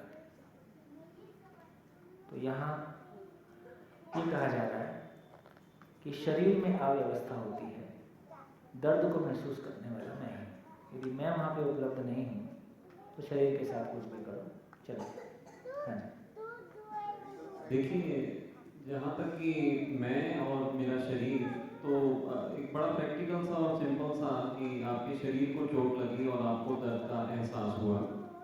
अभी अगर मैं निकल जाऊं, मेरा मतलब शरीर मृत हो जाए, फिर उसको कितना मर्जी मारिए, पीटिए, कूटिए, कोई दर्द का एहसास नहीं रहता। मेरा मतलब वो जब तक मैं था तब तक उसका एहसास बना था, मैं निकल गया तो एहसास बना।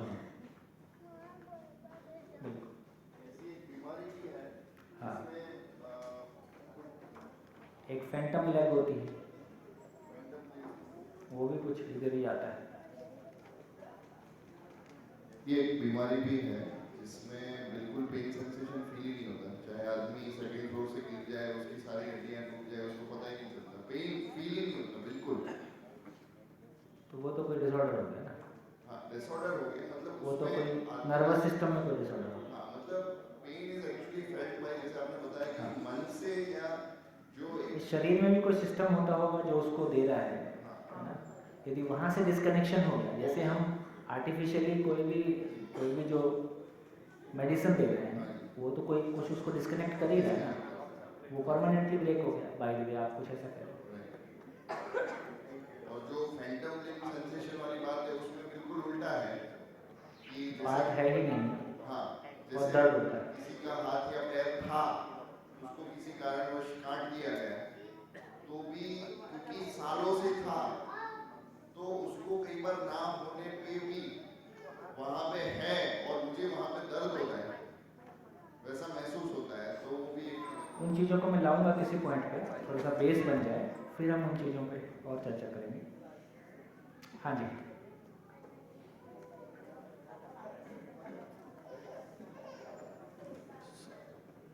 सर, तो जब नशा करते हैं सिर्फ ब्रेन डाउन होता है, तो कभी कभार इंसान दारू पी के बहुत बड़बड़ाने लगता है कि जो वो ऐसे नहीं बोलता, वो उल्टी सीधी बातें करने लगता है, तो वो तो मन से ही करता है ना।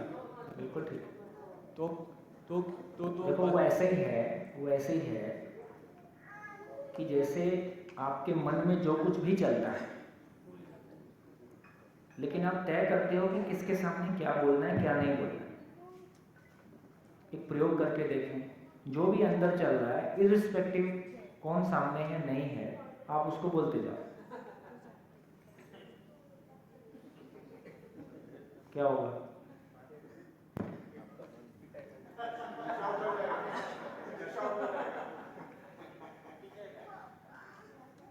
इसका मतलब है कि हमारे ब्रेन में जो भी कुछ बोल रहे हैं, ब्रेन इन्वॉल्व हो ही रहा है, ब्रेन के थ्रू कुछ कह रहे हैं, और उसमें वो संतुलन बना हुआ है। यदि ब्रेन और मैं और ब्रेन के बीच का जो कनेक्शन है वो हमने डिस्टर्ब किया, तो उसको क्या नहीं बोलना है और क्या नहीं बोलना है वो संतुलन टूट जाता है। क्योंकि मैं व्यक्त तो ब्रेन के माध्यम से ही होता हूँ, उस मैकेनिज्म को और अच्छे से समझेंगे और गहरे से समझेंगे। तो ब्रेन और मैं के बीच का जो कनेक्शन है उसको हमने डिस्टर्ब किया है। वो जो बारीक लाइन खींची हुई थी कि कितना बोलना है और कितना, उसके अंदर कोई भड़ास है, उसके अंदर कोई चीज़ है जिसको प्रेशर है उसने बचा के रखा हुआ है, वो रिलीज हो रहा है। दारू पी के नॉर्मली आदमी सच बोलता है। नहीं, और दारू पी के भी सामने फिर पुलिस आ जाए, फिर से मेंटेन कर लेते हैं।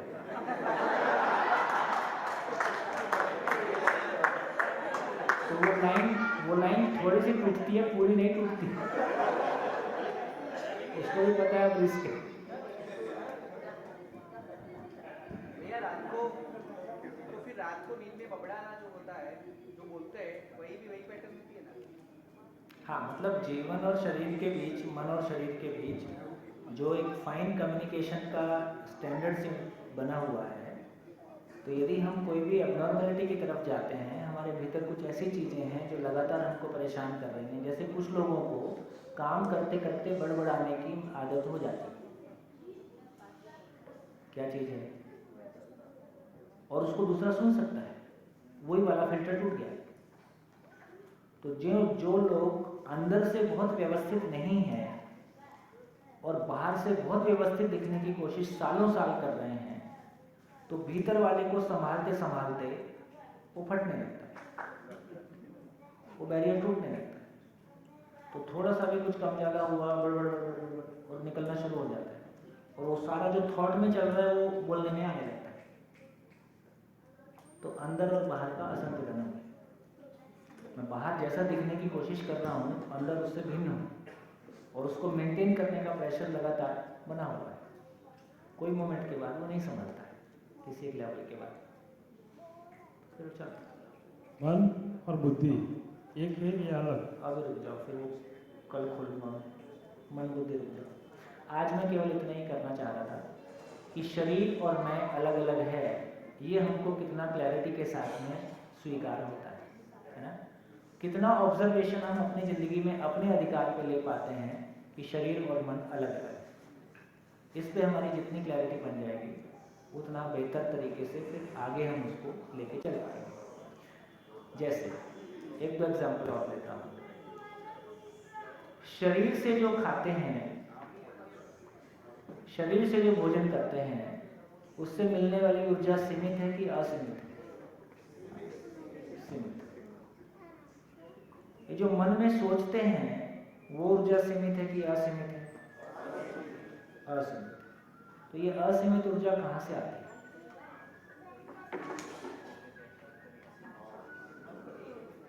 भाव बोलोगे तो मैं पूछूंगा कि भाव में कहाँ से आती है?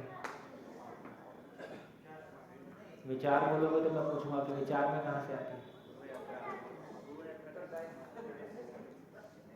उत्तरदायित्व लेने से तो वो कुल मिला के व्यक्त हुई, आई कहाँ से? क्वेश्चन क्लियर नहीं हो रहा है। हर मानव में सोचने समझने की ताकत अनलिमिटेड है, विचार की ताकत अनलिमिटेड है। खाने के रूप में तो हम भोजन ही ले रहे हैं, भोजन से मिलने वाली ताकत सीमित है कि असीमित है? सीमित है। यदि भोजन से मिलने वाली ताकत सीमित है तो हर मानव में ये सोचने विचारने की असीमित ताकत का स्रोत क्या है? आ कहाँ से रही है?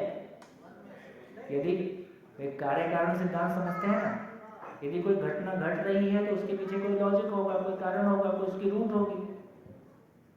यदि ताकत है तो उसका कोई स्रोत होगा।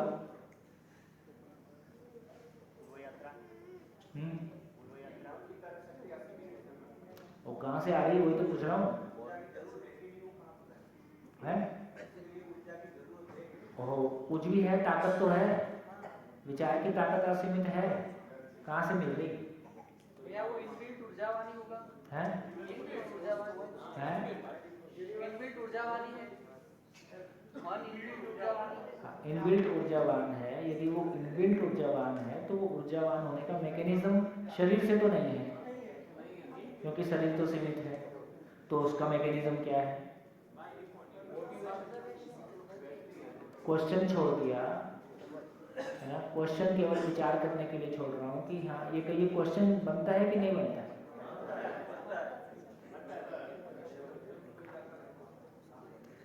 ऐसे भी प्रयोग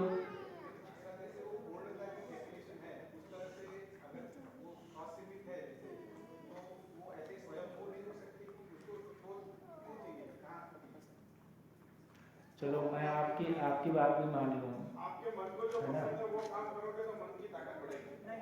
मैं मान लिया, आप दोनों की बात मान लेता हूँ। यदि ऐसा भी है तो उसका स्वरूप क्या है? मान लिया भाई, शरीर का मैकेनिज्म अपने को समझ में आता है। शरीर को सांस चाहिए, बढ़िया सांस मिल जाए तो सेल्स फ्रेश फील करते हैं और हम बॉडी में फ्रेश फील करते हैं। शरीर को जो खाने को चाहिए उसको बढ़िया मिल जाए तो शरीर ताकतवर फील करता है। उसका मैकेनिज्म समझ में आता है।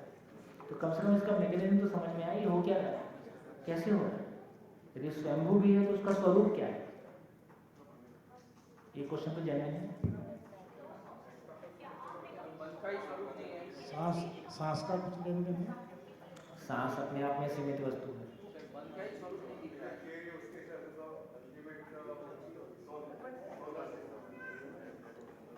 हाँ जी, पर्पस के साथ ऊर्जा व्यक्त होती है।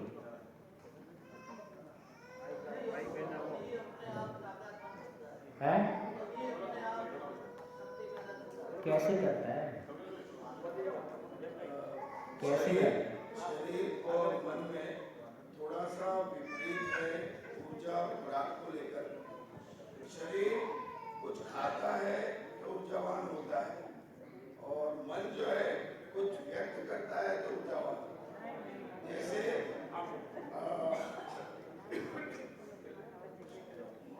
शरीर का भूखा रहना मन को पावरफुल बनाता है, ये एक बात હેલો, આપણે જે લોકો ગુજરાતી છે એ સમજી શકશે, હિન્દી ભાષી માટે જરા ફરીથી કેળવવું પડે, મનને કેળવવું પડે. જેવું મનને કેળવીએ ને એટલું એ બળવાન થાય. કેળવણી, કેળવણી આપણા માટે આ મોટો શબ્દ છે. મનને જેટલું મજબૂત કરે એને કેળવવું પડે.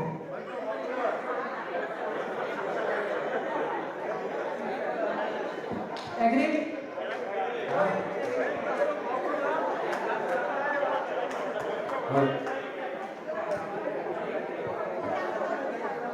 हाँ जी, पीछे पीछे पीछे कुछ कहना चाह रहे, कई सारे हाथ उठ रहे हैं. पीछे mike mike mike mike mic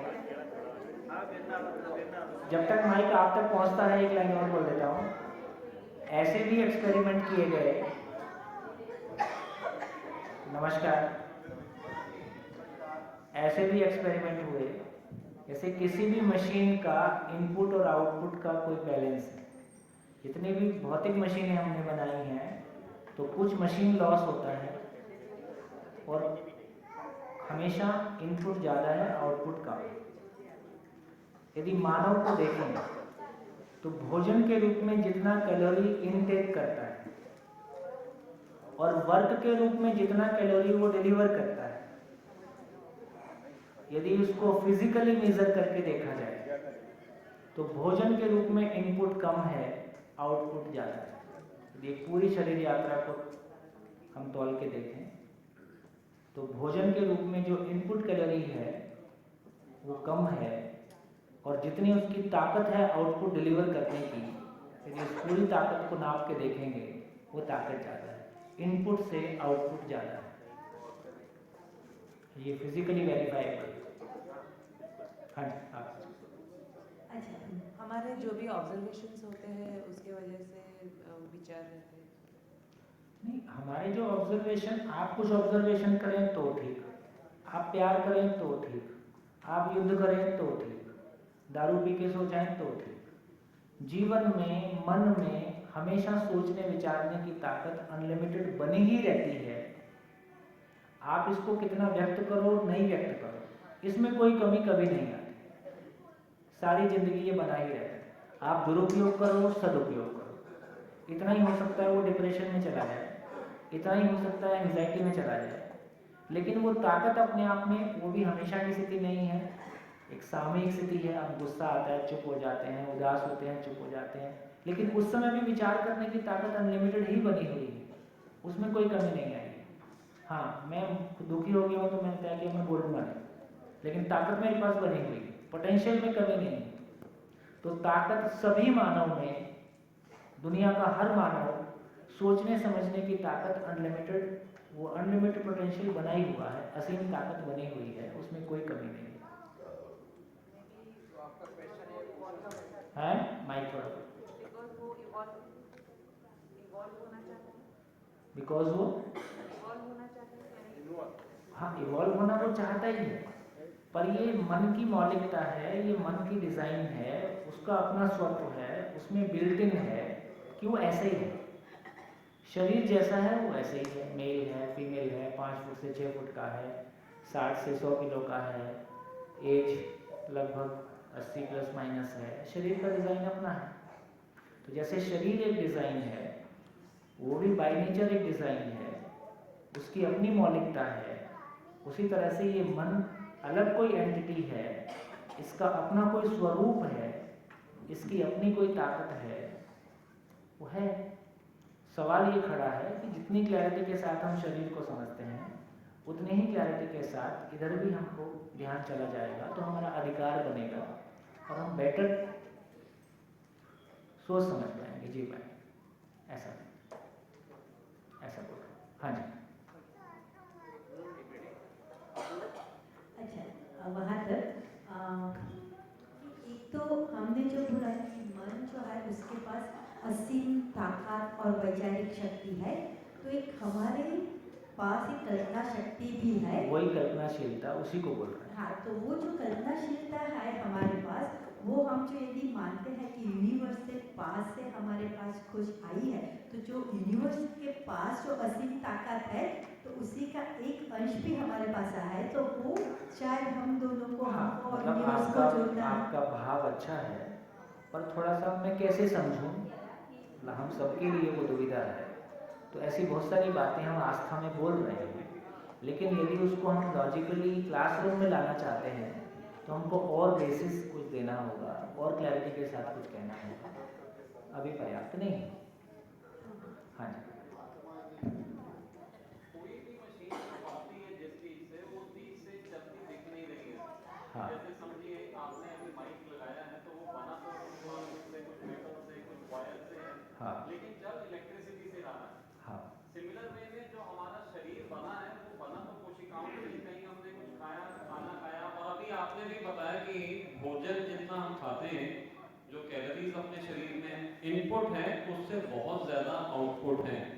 फिर मैं कहने की कोशिश ये कह रहा हूँ कि शरीर का निर्माण करने के लिए भोजन आवश्यक है, लेकिन चलता वो भोजन से नहीं है। चलता तो वो जैसे सेल फोन है, उसके अंदर एक बैटरी लगी है, वैसे ही हमारे शरीर में भी एक डिवाइन बैटरी जिसे हमने मन में, आत्मा में, और उसकी चार्जिंग तब होती है जब हम या तो सो जाते हैं, जब मन को आपको रोकना पड़ेगा, जो आपने जैसा बताया, मन की जब अपना कॉन्शियस लेवल से वो बंद होना शुरू होगा तो उसके अंदर में कॉस्मिक एनर्जी उसको भर देती है और उसमें एनर्जी भर जाती है, भरपूर हो जाती है। या तो सोने में हो सकता है या तो मेडिटेशन में हो सकता है। ये दो स्वरूप में एनर्जी बॉडी में या आप कहें मन में उतरती है। Thank you.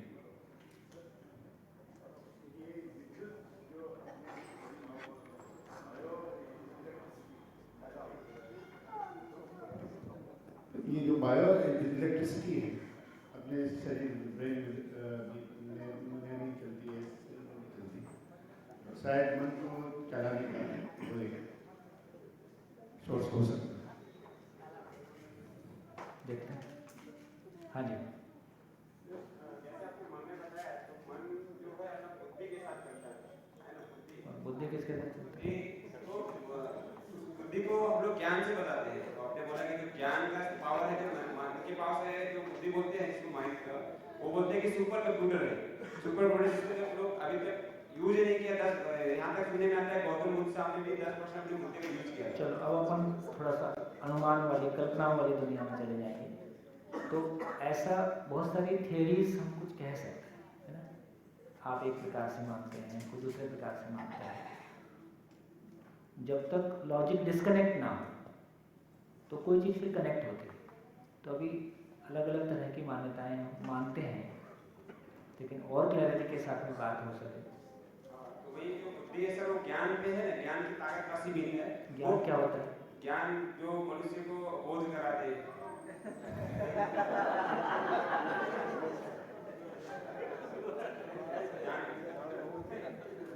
हो गया। आइए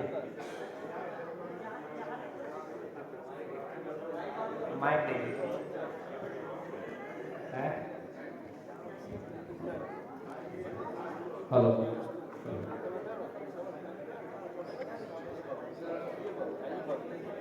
अमुक चीज, हाँ जी नमस्कार। नमस्कार सर। अमुक चीज दिखती नहीं है जो होती है। एग्जाम्पल ये है कि लाइट जलती है, इलेक्ट्रिसिटी आती है, वो हमें दिखती नहीं है। समझ में तो आती है। हाँ, वो मतलब ऐसा है जो करंट है जो हमें दिखता नहीं है, जो उसकी पोषण क्षम है, इसी वजह से लाइट जलती है। मान लिया। तो ये चीज हम लॉजिक से समझने जाते हैं, तो जो करंट लाइट को जलाता है वो करंट हमें दिखता नहीं है, जो उसकी एनर्जी है। मान लिया। तो ऐसा ही मन का होगा कि वो मन चल रहा है, उसके पीछे कोई करंट है। वही तो ढूंढ रहे हैं कहाँ। वो करंट लॉजिकली दिखता नहीं है लेकिन जरूर है। चलो आस्था ठीक है। हम मतलब एक लॉजिक समझने के लिए हम ये लाइट, ये स्विच दबाते हैं, लाइट जलती है। कोई चीज अंदर से वहां से कैसे गई हम तो कम से कम हम इलेक्ट्रिसिटी को समझ पाए, इसलिए इसको इतना यूज कर पाए। अच्छा, ओके, है ना। हाँ। इलेक्ट्रिसिटी दिखता नहीं है, लेकिन इलेक्ट्रिसिटी के सारे फार्मूले हैं, सारे उसके वर्किंग प्रिंसिपल्स हैं, उसके आधार पे हम बड़ी मशीनें हैंडल करते हैं और सब ठीक ठाक चलता है। इसका मतलब ये हुआ कि पूरी उस पर एक इंजीनियरिंग की ब्रांच है और वो फंडामेंटल ब्रांच कहलाती है। इंजीनियरिंग की 3 ही ब्रांच फंडामेंटल कहलाती है, इलेक्ट्रिकल, सिविल और मैकेनिकल। बाकी सब इसी का फैलाव है। तो हमको इलेक्ट्रिसिटी कैसे पैदा होती है वो भी समझ में आया, इसको कैसे स्टेप अप करना है, स्टेप डाउन करना है और कैसे यूज़ करना है, सब कुछ क्लैरिटी बनी तो हम इतना यूज़ कर रहे हैं।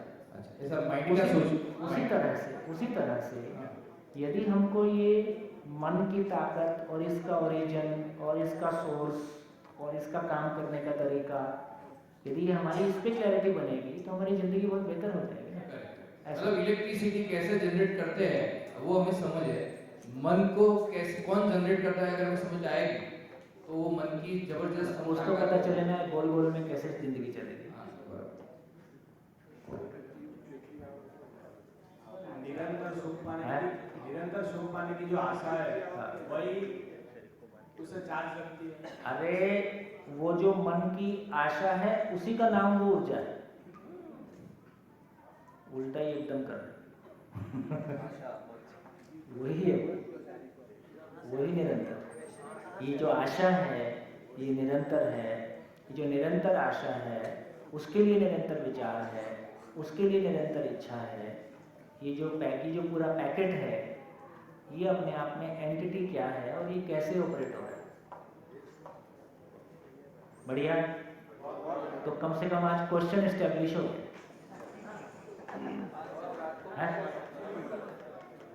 अब कोई चीज एस्टेब्लिश हो जाए तब उस पर बात हो पाएगी ना, तो कल इसको बात करें।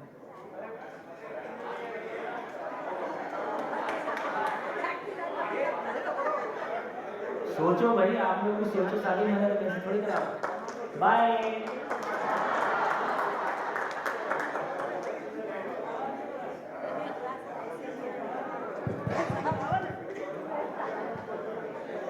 एक अनाउंसमेंट है भैया, बीच में ब्रेक में काफ़ी सारे लोग हैं वो हमसे मिल रहे हैं। तो अनाउंसमेंट करने के पहले मेरी तरफ से ये अनाउंसमेंट है कि एक तो आज सुबह 9 बजे तक देखो, अब शिविर का चौथा दिन है। अब हम थोड़ा सा गहराई की तरफ जा रहे हैं और कल से काफ़ी गहराई पकड़ेंगे। तो मेरा आपसे निवेदन ये है कि जितना बाहर से डिटैच रह सकते हैं, जितना फिजूल चर्चाओं से डिटैच रह सकते हैं और जितना सेल्फ ऑब्जर्वेशन में रह सकते हैं। मैं और शरीर अलग अलग है, इसको खाने खाते समय भी ऑब्जर्व करें, कैसे निर्णय हुआ, कैसे मैंने प्लेट उठाई, फिर मैंने कौन सी सब्जी ली, कितनी सब्जी ली, कब अंदर से सिग्नल आ गया कि अब और नहीं खाना है, उसके बाद मैंने कितना और खाया। ठीक, लगातार सेल्फ ऑब्जर्वेशन में रहें। सोते समय देखें विचार की स्थिति कैसी है, कब शरीर नींद में चला गया। ठीक, तो लगातार सेल्फ ऑब्जर्वेशन में रहें। मैं अलग हूँ और मैं शरीर को देख रहा हूँ और शरीर में ये क्रियाकलाप हो रहा है और मेरी स्थिति ऐसी है। इसमें थोड़ा सा अपने आप को बनाए रखें, तो कल जो हम चर्चा करेंगे कुछ उसमें और बेहतर स्थिति बनाएंगे धीरे धीरे। Thank you. काफ़ी सारे लोग हैं वो एकेडमिक से जुड़े हुए हैं, तो हम लोग मिल रहे थे तो कुछ लोगों से बात हुई, तो उन लोगों की इच्छा थी कि खाना खाने के बाद आज हम गोष्ठी एक कर ले। बहुत बढ़िया। देखिए, आत्मीय में पिछले 3 साल से काफ़ी डेप्थ के साथ काम हुआ है आत्मीय यूनिवर्सिटी में। तो जितने लोग शिक्षा से जुड़े हुए हैं आप लोग साथ में बैठ लें, इनसे सुन लें क्या हुआ, क्या रिजल्ट आया, क्या संभावनाएं हैं, ये अच्छा लगे। हाँ जी, कितने बजे? हाँ, 8 से 9 डिनर ब्रेक और उसके बाद गोष्ठी 9 बजे से इसी हॉल में। 9 बजे के बाद इसी हॉल में।